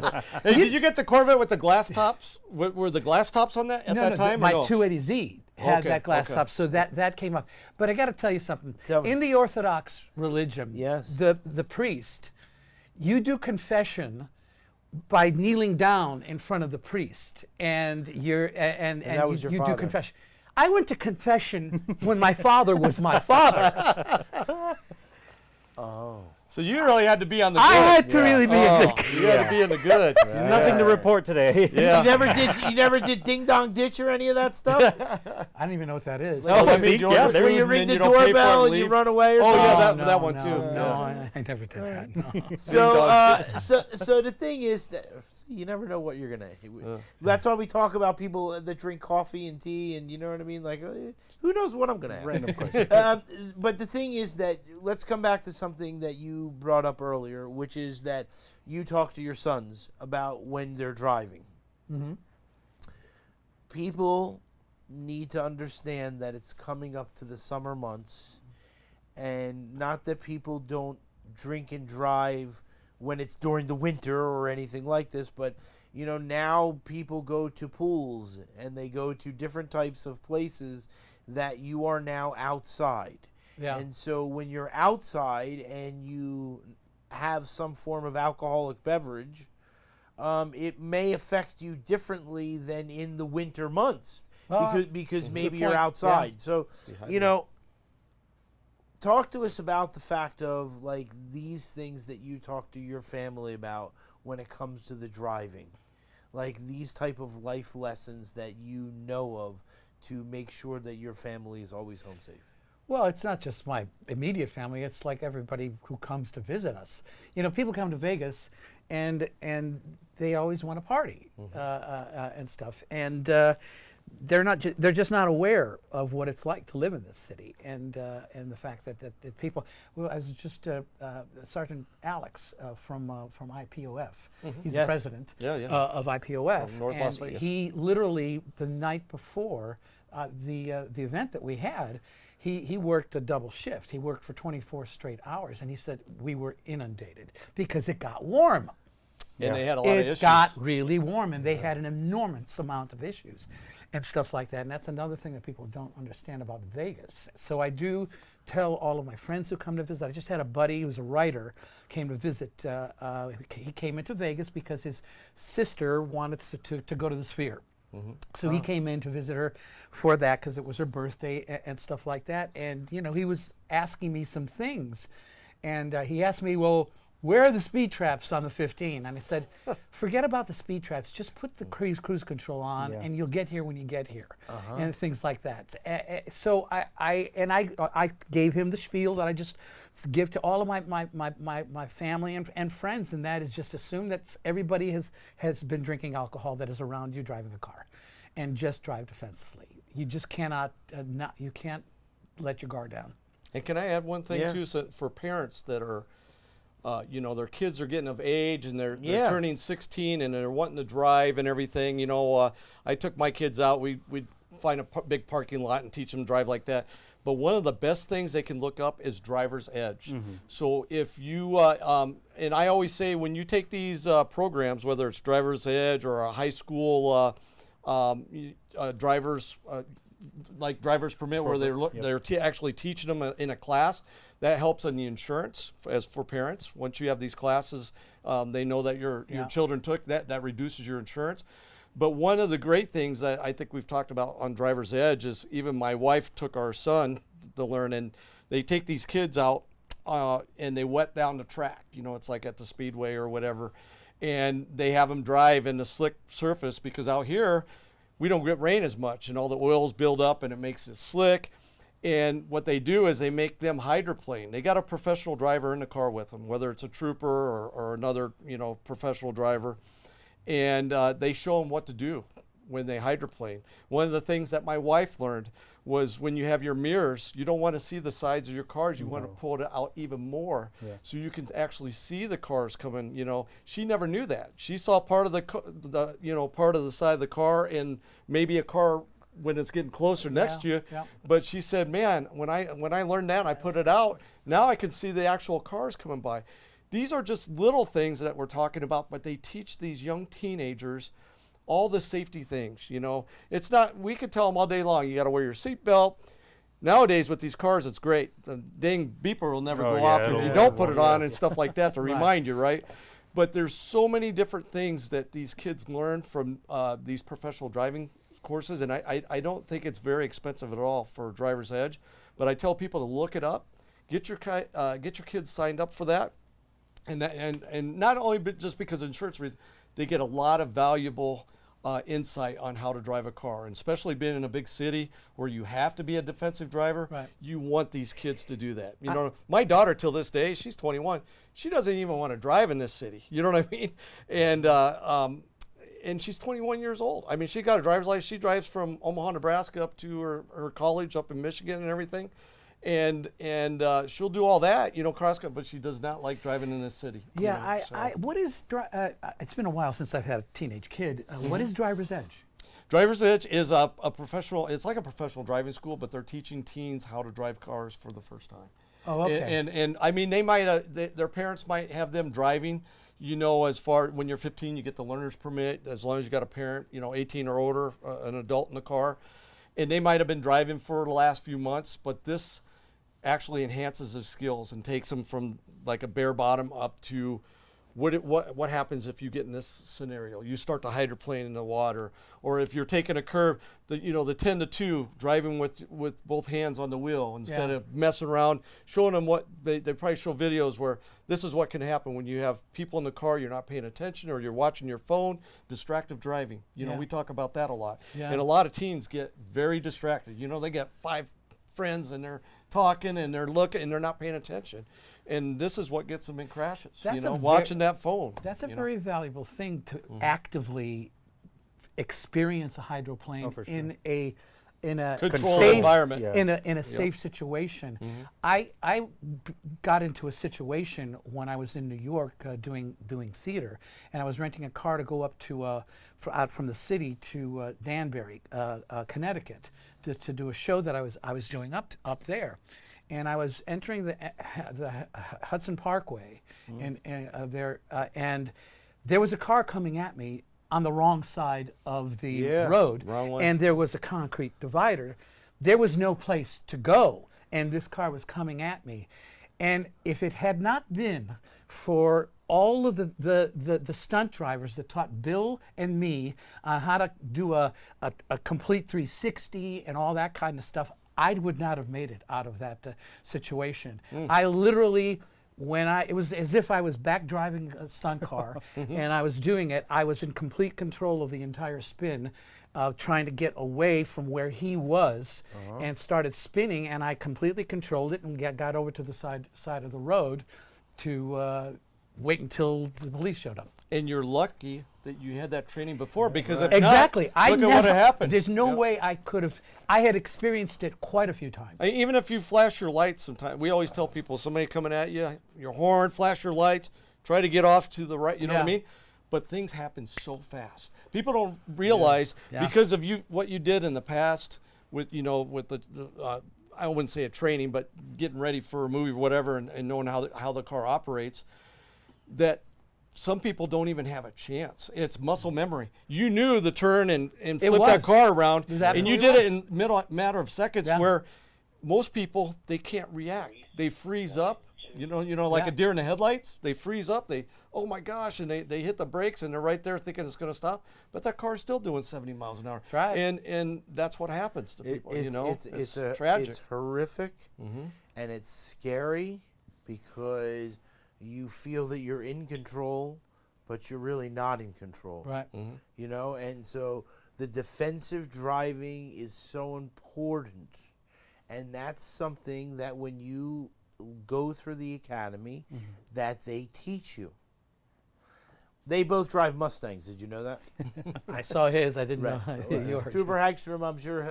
It'll be up there soon. He this is one of the.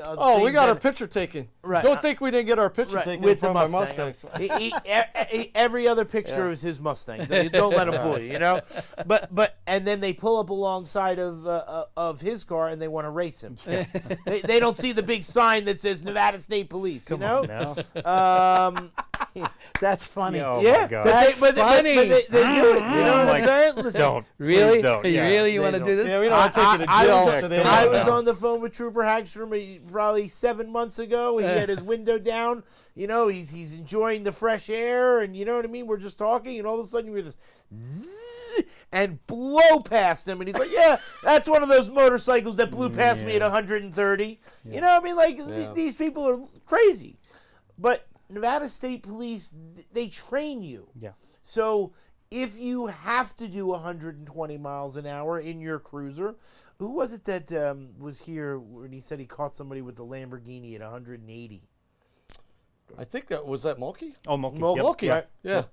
He's in our training division. 183 miles an hour, they caught a Lamborghini. He has it on his wall with the Right. ticket. Yeah. there. You know what I mean? Like he Training said, he it. blew past him. He said that we're trained to look up to like 130 miles an hour, like, you know, of the distance and all. You know what I mean? And he's like, this guy just blew past me. Wow. You know what I mean? Like it took him so long to even catch up to the guy. Yeah. What do you guys have under the hoods? Yeah, right. You know? Well, you can't outrun the radio. You Yeah, can't that's outrun the true. radio. But That's a good But, point. and so the thing is that you are trained. If people want to go and drive this fast, they can go to the racetrack. They can put a helmet on. They can pay for whatever it is that they do to charge. Hopefully they don't get kicked off. You know what I mean? I get kicked off the racetrack. I'll have to tell you that story. Yeah. later. So have you ever been on a racetrack? No, I've never done that. Yeah. Do you know what the black flag means? No. Yeah, I guess it means Stop. it means stop whatever it is that you're doing. Anything. Slam on the brakes and don't move a muscle Oh, that's funny. until somebody comes. I never was on a racetrack in my life. Once. But anyway, and so Believe me, many times when Bill was driving yeah. It felt and like he'd it. do something, I had to change my underwear many times. I said, it's just, I can't believe he did some of the things that he did. It was so, and there was a one, this one I'll never forget. Yeah, tell me. I want to know. It was well over a half mile that he was speed. You know, they had us on the rural roads of outside of okay, L.A. okay, yeah, okay. So we were on a rural road, Like a and- real road. So yeah, it was a road, but the camera was set up almost a half mile from where we started. And he was up to 120 or whatever it was, and he was supposed to stop on a mark. Do you understand what I'm saying? On stopping on a mark. Right, uh-huh. It's like you have to hit that, or you'll be out of focus because the camera is right on you. Because the camera is right on you, and you'll be out of focus when you stop. And I can't believe he did it, but literally the cameraman leapt off of his camera and kept the camera rolling, so there was nobody behind the camera, and he stopped on the mark. And I thought, I mean, we had a cloud behind us from the tires That's Yeah. awesome. in terms of him stopping on the mark. Well, this is a guy that's still skydiving at 95. Yeah. So, you know, hey, Right, what's that tell right. you? You know what I mean? So, to keep living. You know what I'm saying? They couldn't use the shot because I was in terror. My face was they said, hey, take 3 more takes. Yeah. Right, Take 3 more takes. You know, this That's funny. this is what Nevada State Police does, though, right? Like they teach people to drive like this. If you need your maybe you're a new mom or a new father, and you need to make sure that the car seat is done correctly, stop by Nevada State Police. You know, I mean, like they are trained to have someone come out there and have a conversation and make sure it's working. You know, all these things that, unless you are trained, and obviously training can come from the movie end of things, but you still have some form of training. Nevada State Police does this. So if you want to drive reckless, if you want to drive fast, please don't do it on our roadways. It's really important.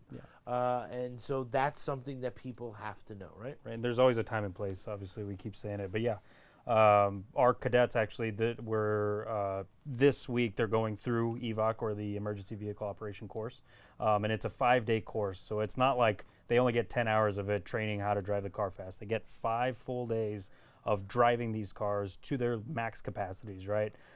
They train how to drive with both hands. They train how to drive with one hand with the radio going at the same time. We train how to react to situations that are happening in the roadway. There's a course where you are driving at like 80 miles an hour, and there's just a wall of cones in front of you, and you're supposed to slam on the brakes and make a lane change and go around those cones. So our troopers are very well versed in how to operate their vehicles at the max capacities. We try to push them to their limit to see where their capabilities are. So then that way that can transcribe to the road. So, hey, you know that you can't drive 130 and do this turn, right? So now in the real world scenario, maybe do 80 and hit that turn.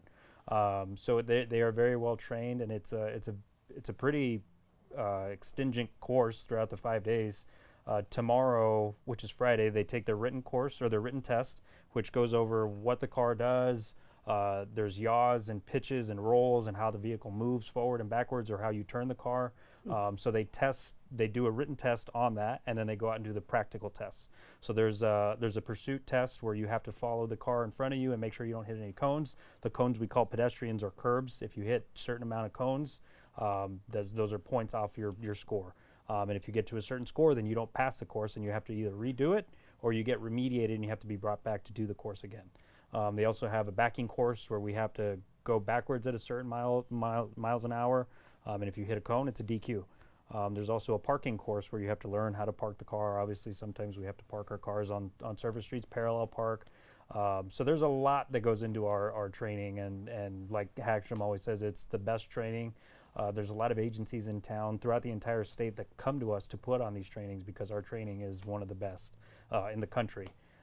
So yeah, it's always a time and place. Our troopers and our officers are all trained how to operate these vehicles. So when you see that trooper flying by you at 130 miles an hour, there's a reason for that. He's trying to catch up to the car that's doing 110. And that's what a lot of people don't understand either, is that if there's a car that passes us at 130, we have to do at least 140 to catch up to this car.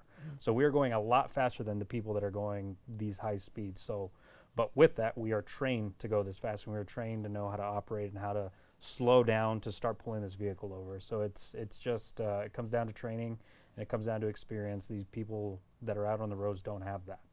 And Neil, that's where Sergeant Abate taught you. Yeah. You know, going high and then coming back down low. Yep. You know what I mean? Right. As far as positioning You your had car to bring for that turns. up again. You know what I'm saying? Well, I mean, positioning turns and all this stuff, because we actually do like scenarios of pursuits. Right. And we're actually doing pursuits, you know, on these tracks, Yes. cars, and we're making those curves and turns, you know, following them and you got to make sure that you're at a safe distance. Mm-hmm. What if the car crashes in front of you? Or it makes that turn where you have to make that, determine if you're going to make that turn or be able to make that turn, keeping up with them. So amazing training. Just like you amazing, said, yeah. we get some of the best training ever. And same with our motor officers, going through the schools and everything. It's amazing. And they have to, because most of our entire lives are inside that car, our office, you know. But if this is something that interests somebody that wants to be a state trooper, go to NevadaStatePolice.com. NevadaStatePolice.com. Look up Louis Villanueva. He'll help you get through the recruiting process. But there's so much that some of the best training in the world, I think, that we get here, because our training program is always looking for the newest things that come out.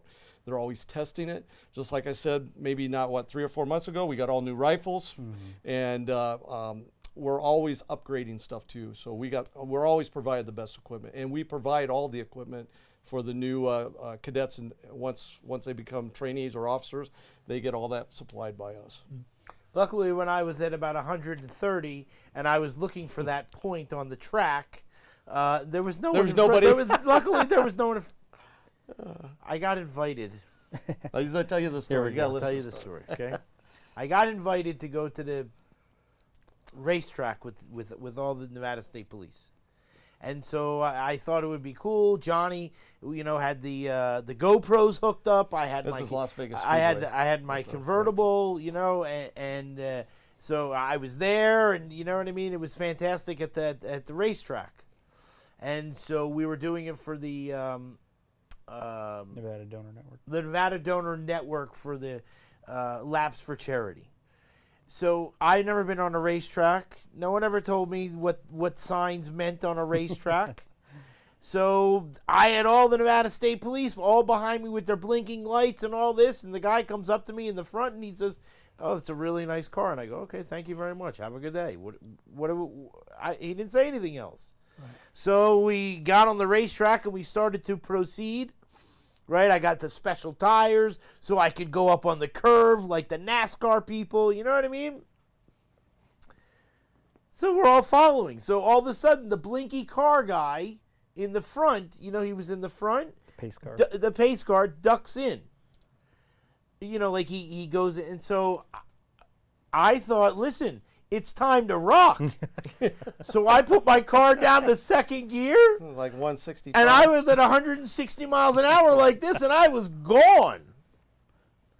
Well, anyway, little did I know, like, all the Nevada State Police cars were just sitting there. Like they were all behind me, right?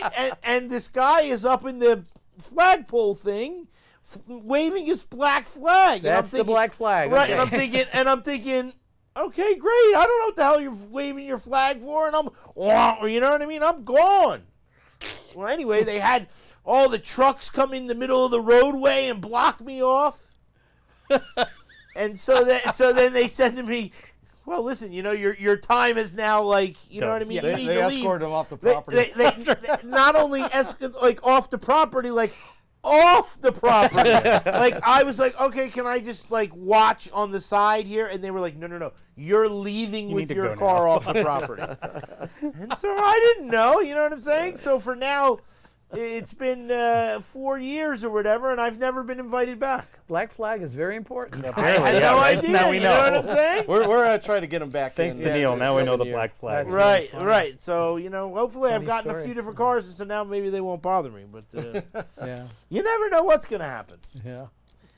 All right. See, look, there's Trooper Hagstrom with his car. You knew Yep, that it was is, gonna, yeah. you So- knew that was going to happen. Yeah. You know what I'm saying? So this last Saturday was the Injured Police Officers Fun Car Show out in Veterans Memorial Park in Boulder City. And we were able to meet, we met some people that watch Trooper Talk all the time, came up to us out there, and Oh, we had really? your nice plastic Trooper hats that you Oh, yeah. donated, Trooper Talk hats, and we gave them out to a bunch of kids out there. This is K9 Huntsman. He was out there with Trooper Freeman, and Trooper Black was out there to assist me. And did you go Metro is trying to one up me. They put the Right. Tesla. I see the did, next did, Tesla, to me. did yeah. you go in there? What's that? Did you go into the Tesla Cyberquad? No. No. No, I could if I wanted. Yeah. Right, but it No interest. No interest. Okay. I'm good. Nothing beats that Mustang. Yeah. Right. Listen, you know what I'm saying? I think that it's a beautiful car, and the thing is that I would have loved to have been there, except my. Technical difficulty. Yeah. We really would have loved to you have know you what out I'm there. saying? Yeah. Like. And you know what? This is so great for I the sent community. sent a text to Jay, right? About like I wrote this whole text, right, which I knew he read like 3/4 of it, and so I go, listen, I'm really really sorry, I can't make it and this and that, and about the avoiding highways and all this. He just put okay and then 4 dots. It was a beautiful day, though. Yeah. It was a little hot. It was a though, little at the warm. beginning. Oh, I've done it 6 years now, and this was the hottest day that we had there. Yep. So it was a bit toasty. Yeah, but you know what? This is great for us for community involvement. Like we said, humanizes the badge. We're able to talk to Absolutely, yeah. people. Even with the kids, we were giving out the stickers and the coloring pads and just having fun. And some of the kids I threw in my car, roll the window down, let them get some pictures. They love that stuff, and that's what we're out there for. Just as long as the community knows we're out there to help you. We're not out there to hurt you and make things difficult. Sometimes we have to correct you. It's no different than a parent. You know what I mean? Other than ours is monetary. You know what I mean? But that's the only way people learn. And we're actually there for you in the community because it takes a specific person who wants to do this job. And it's somebody that really cares about the community and where they live at. And we need more people like that. So if you'd like to join the team, like I said, NevadaStatePolice.com, we're always hiring. And if you're a lateral from another state and you're looking at beautiful sunshine all the time and we're 4 to 5 hours from the ocean, California. We got national parks like Arizona. We got our own like Red Rock. Everything beautiful out here. We're in the entertainment capital of the world, and there's always something going on. So if you want to be a lateral from another state and you've been a police officer, you want to make a change, look us up. We're doing laterals. If you're in the military and you're getting close to retiring or just getting out, Within 6 months, we have a bridge program, so you can start working with us. You're still getting paid by the military, but once that military is done at that 6 months, we pick you up. If we don't have an academy working at the time, we'll go ahead and we'll place you in the garage building these cars, or working at the office doing reports. It'll give you a little bit of heads up before you become a trooper or an officer, and we'll get you in the next academy, but you'll be getting paid the same time. So we're just looking for Nevada's finest, Neil. We want people that want to be part of the family. And our agency, since it's a lot smaller, I mean, we're the biggest statewide, but we're not like Metro. They have 4,000 officers. We only got like 300 something across the state, but we're like family. Everybody knows everybody. And we do all kinds of functions going on. One of the things that this won't air until next week, but one of the things that we're going to do this Saturday, we have the Ben Jenkins Cornhole. Yes. And that's a big fundraiser for our Honor Guard, Yes. who go all over the nation for fallen officers. And we give them our flag from our state, and they're all dressed up and for the respect of those fallen officers, giving their lives for the safety of others. You know, like they always say, other people are running, we're running to the danger, right? So this thing that we have for Ben Jenkins coming up this Saturday, they're giving a bunch of raffle prizes, and it's amazing that the donations that we got for our community. People really love, you know, the police out here. We got a lot of great corporations and people, Yeah. businesses that love the police. So we have great gifts this year, and we want just people to come out, play, get a cornhole group. You know, it's like $80 to play. Yep. The tickets are $10. If you spend $100, you get 12 tickets, and they're giving guns, they're giving cornholes away, all kinds of prizes, even stays at hotels. So it's an amazing thing. And like I said, by the time we show this show, we put it on the last show. But Right. I'm just kind of telling people what we do for the community, and to try to get people to be a part of us. You know what I mean? Be part of the group. Come out. If you don't know what we do, come up and talk to us. We'll answer your questions. We'll try to. What do you want to say? Educate you as far as the kind of things that you want to know about us. You know, we're all one big family. We all live in a community that we want to thrive and enjoy life without the fear of evil that's going on around the world right now. We got so much evil, and I'm sorry, the good's going to win at the end. You know. Yeah. So A lot of people don't, regular people don't know that about law enforcement, and they're here to serve and protect, Yeah. to take care of you, and they live here too. And it's important that everybody sees the human part of absolutely. you. Absolutely. It really is not just somebody who's in a car or a motorcycle. Mm-hmm. I've been Absolutely. very fortunate because I've seen these guys without any uniforms on, and it's very cool. You know what I mean? Like when they're with their families and Yeah. all that type. They're the same people. You know what I mean? They're no different. Yeah. But it's really special, and so you know, it's what people need to know is that they're wonderful men and women that work for Nevada State Police, and so I don't know. I look at the Cybertruck. I mean, it's okay. You see them all the time. You know, they're every color and all that type of stuff. You know what I mean? I'll ask the sheriff when he comes here. I'll be like, oh, so do you really have you driven one? Do you Yeah. really love it? You know what I'm saying? But I don't even know how it is a truck.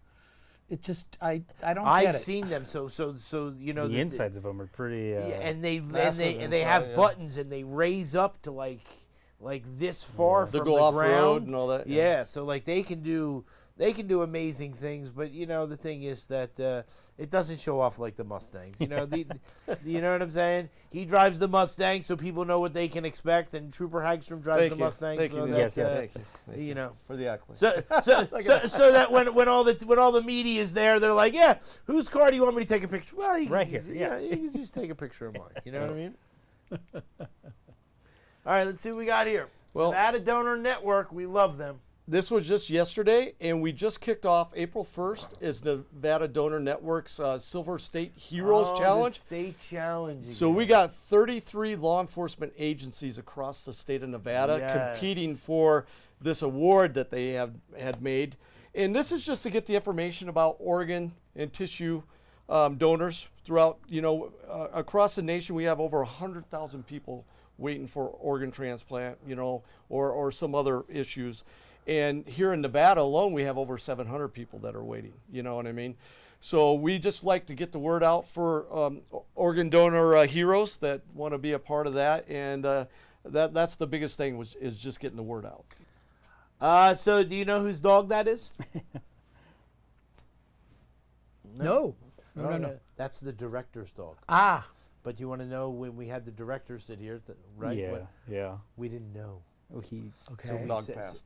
Right, his dog, and so that's his picture that he took, and so he was like, "Yeah, I know that dog," and we were like, "Oh, how great. sweet," you know what I mean? yeah, she passed away. We're like, And- oh, yeah, and he's like, "Yeah, she passed away." And he took the picture. He took Yeah, that actual he took picture. that picture. Yeah. And again, So- Trooper Hagstrom, you see how he puts his Mustang in there, you know what I mean? Hey, it could we're- be anybody's car there, but you know what I'm Hey, saying? but we're recruiting. We're recruiting. recruiting. You know, we got to bring Always. new young people that want. And you don't have to be young. Let me correct myself. Ah, yes. There's no age limit. There As is long no as age you can limit. pass the test and all Could that, be you your can be a neighbor. Nevada State Trooper. So, Right. I did not but- know that. oh yeah, I had Why a you guy. want to join? I got to tell you something. In Never my too late. class, Never this too is late. serious. This is a guy that But was. Bill might. Right. Yeah. Yeah, you might be able to do it too. No, I had a guy who was 64 years of age. He was in charge of the language department at USC. Uh-huh. He's probably making 300 plus. You know, this is 20 some years ago. And always wanted to be a state trooper. His wife ended up coming out here. She's finishing her teaching out here before she retires. So he went ahead and he was in great shape. Ended up passing everything and going through my class. He was 64 years old. awesome. And he was a trooper for like 3 years, and then he switched to Capitol Police, which guarded our buildings, Yeah. state buildings for a couple more years. But I thought, man, if That's he pretty could do cool. that, there's people out there that always wanted to do this job. And for the ones that always wanted to be working with the police but don't want to carry a gun or be an officer, we have a lot of administrative jobs out there, both parole and probation and Nevada Highway Patrol, where you're working with the scenes. You'll see us. You'll be doing like the arrest reports and working with the courts. There's all kinds of stuff. So go to NevadaStatePolice.com if you're interested in doing something like that. How many people are in the academy at a time? It can be anywhere from 20 varies. to 35. Oh, okay. I was gonna say we never had the picture of his family. Oh, I got to get that. You're right. We're going to get that. We're going to get that. This is going to be the future colonel of Nevada State Police. He has his whole family don't know working. about There was You know like what I'm saying? we had an award ceremony Right. last week, and then their whole family. It was like a reunion. So I said, "Hey, let me get everybody up here. I swear to God, it's going to be amazing when you see Right, this. right. It's all Villanuevas. I mean, Right, from wall to wall. So I'm like, oh my gosh, are we going to recruit some of them to come Right. to Nevada State Always. Police next? Or Always. something? So You never know, We you got know to what I'm put that saying? up. We got to put that up. I So. love your university, incidentally. Yeah. It's one of the best in the country. Yes. And so it's very funny because we Trooper Hagstrom said I have a special guest, and he didn't tell him about it, and then he sort of turned the corner, and then his mother was sitting right there. I thought I was going You to know get what in I trouble mean? because you know how some guys Right. would get mad. You Right. know, That's cool. Like you They brought my didn't. mom, but His mom was like, Yeah. "Oh, they call me Mama," you know what I mean? That's really cool. It was like amazing. it was It was like very the cool. most wonderful Yeah. thing. And so, Yeah. Trooper Hagstrom just passed his 100th show that he's been on here. Cool. We got to find out how many you've been on here. Too. I've passed it. It's okay. It's all right. More than 100. I don't know. No, probably not. no, I not don't- even. He's probably about half. Probably 'Cause 75. we had or something like McClarty for quite a while. that. Right, we're gonna have to find that. I'm gonna have Johnny research that. Yeah. But so the thing was that it's very funny. You know what I mean? Because we want people to know that there are tremendous jobs for people that don't want to carry a gun. Like, you know what I mean? Listen, that's not for me. But I would love to work for Nevada State Police. I would love to, go and talk to the parole and probation people to make a difference. But I don't want to carry a gun. You know what I mean? And so there's a lot of tremendous opportunities for people that don't want to be sworn, but that want to build a pension. You know what I mean? And all of that type of stuff, that's very, very important, right? And our administrative staff, we could not do our job without them. They do 90% of the work, right? Everybody just sees the face of Highway Patrol. We're out there in uniforms and in cars, and they see us making arrests, but they don't see what happens after the arrest. They don't see all the paperwork that goes into our arrest paperwork. So without them, we truthfully could not do our job. It starts with our dispatchers, which is another administrative position that people can go in for.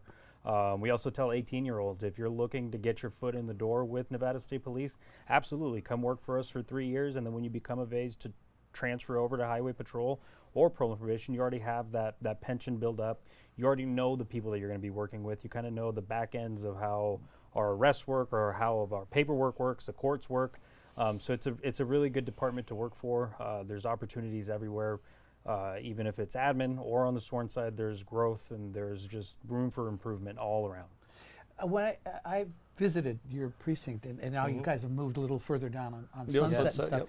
And I remember one of the first times I was there, they took me into the room where it's like a warehouse wall full of screens of the entire city. Oh yes, yeah, dispatch. That's Yeah, it's like dispatch. Yeah, we called it the war room. if it isn't That for was all on of the these top. people, then you Right, don't yeah. know what's No, going yeah. on. So there are Yeah. really cool Did you see the jobs to dispatcher? have. The dispatcher, he has the phone here, the phone here, the headphone here. He's typing. crazy. Right. Yeah. Yep, and then on those cameras too, they can almost zoom right into your watch. It's amazing, Yeah. and they can Up- hit every intersection in the whole valley. It's amazing. Intersections, and highways, where you even were at out- up at the top, we call that the war room, Yeah. where you can look. No, down I was and only on the floor. Oh, on the floor, Yeah. but I was that's on the floor, amazing. but I ain't was it? still looking up. Oh, it was yeah. like what you know. It's kind of nerve-wracking. You're like, oh my God. yeah. Yeah. Our dispatchers are great. They do Yeah. a really great job. It's one of the wonderful things they have. That's where they have the camera. What is the Fast. fast? Fast. Yes. Yeah, Fast the camera. the fast camera Yeah, system. Fast helps us and- out a lot. Yep. If we're responding to something and we want to know before we get there, we ask our dispatchers to get with Fast.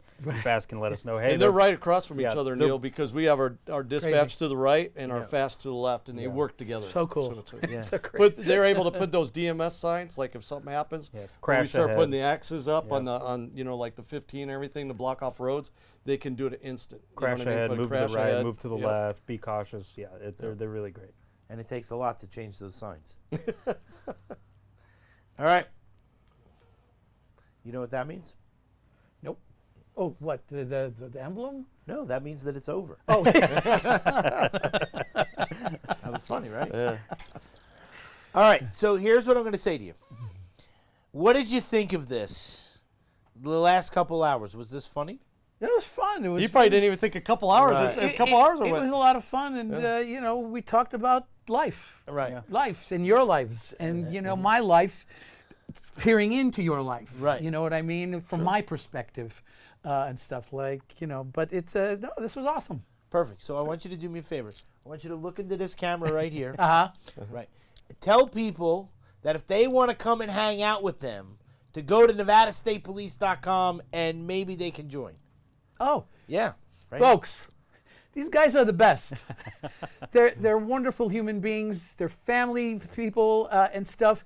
Come and hang out with these guys, and they do so many things for you guys that you aren't even aware of. If you want to put your baby car seat in there and you're having trouble, they'll come out and help you with it. So come on down. Yeah. They'll help you out. Absolutely. We appreciate that you take the Absolutely. time. Thank you, Adrian. You Yes. know what My I mean? pleasure. And come and hang out with us, and you know what I mean, and all that type of stuff. Sure. Gentlemen. Thank you, know how Thanks, we feel Neil, for about each all other, you know do. what I'm saying? Appreciate So, you. Absolutely. So the last and final thing, you ready? Like the curtain call, except we don't bow. We look at that camera right Uh-huh. here, and then all you have to do is This wave. is the way. See you later. Bye, guys. Bye, guys.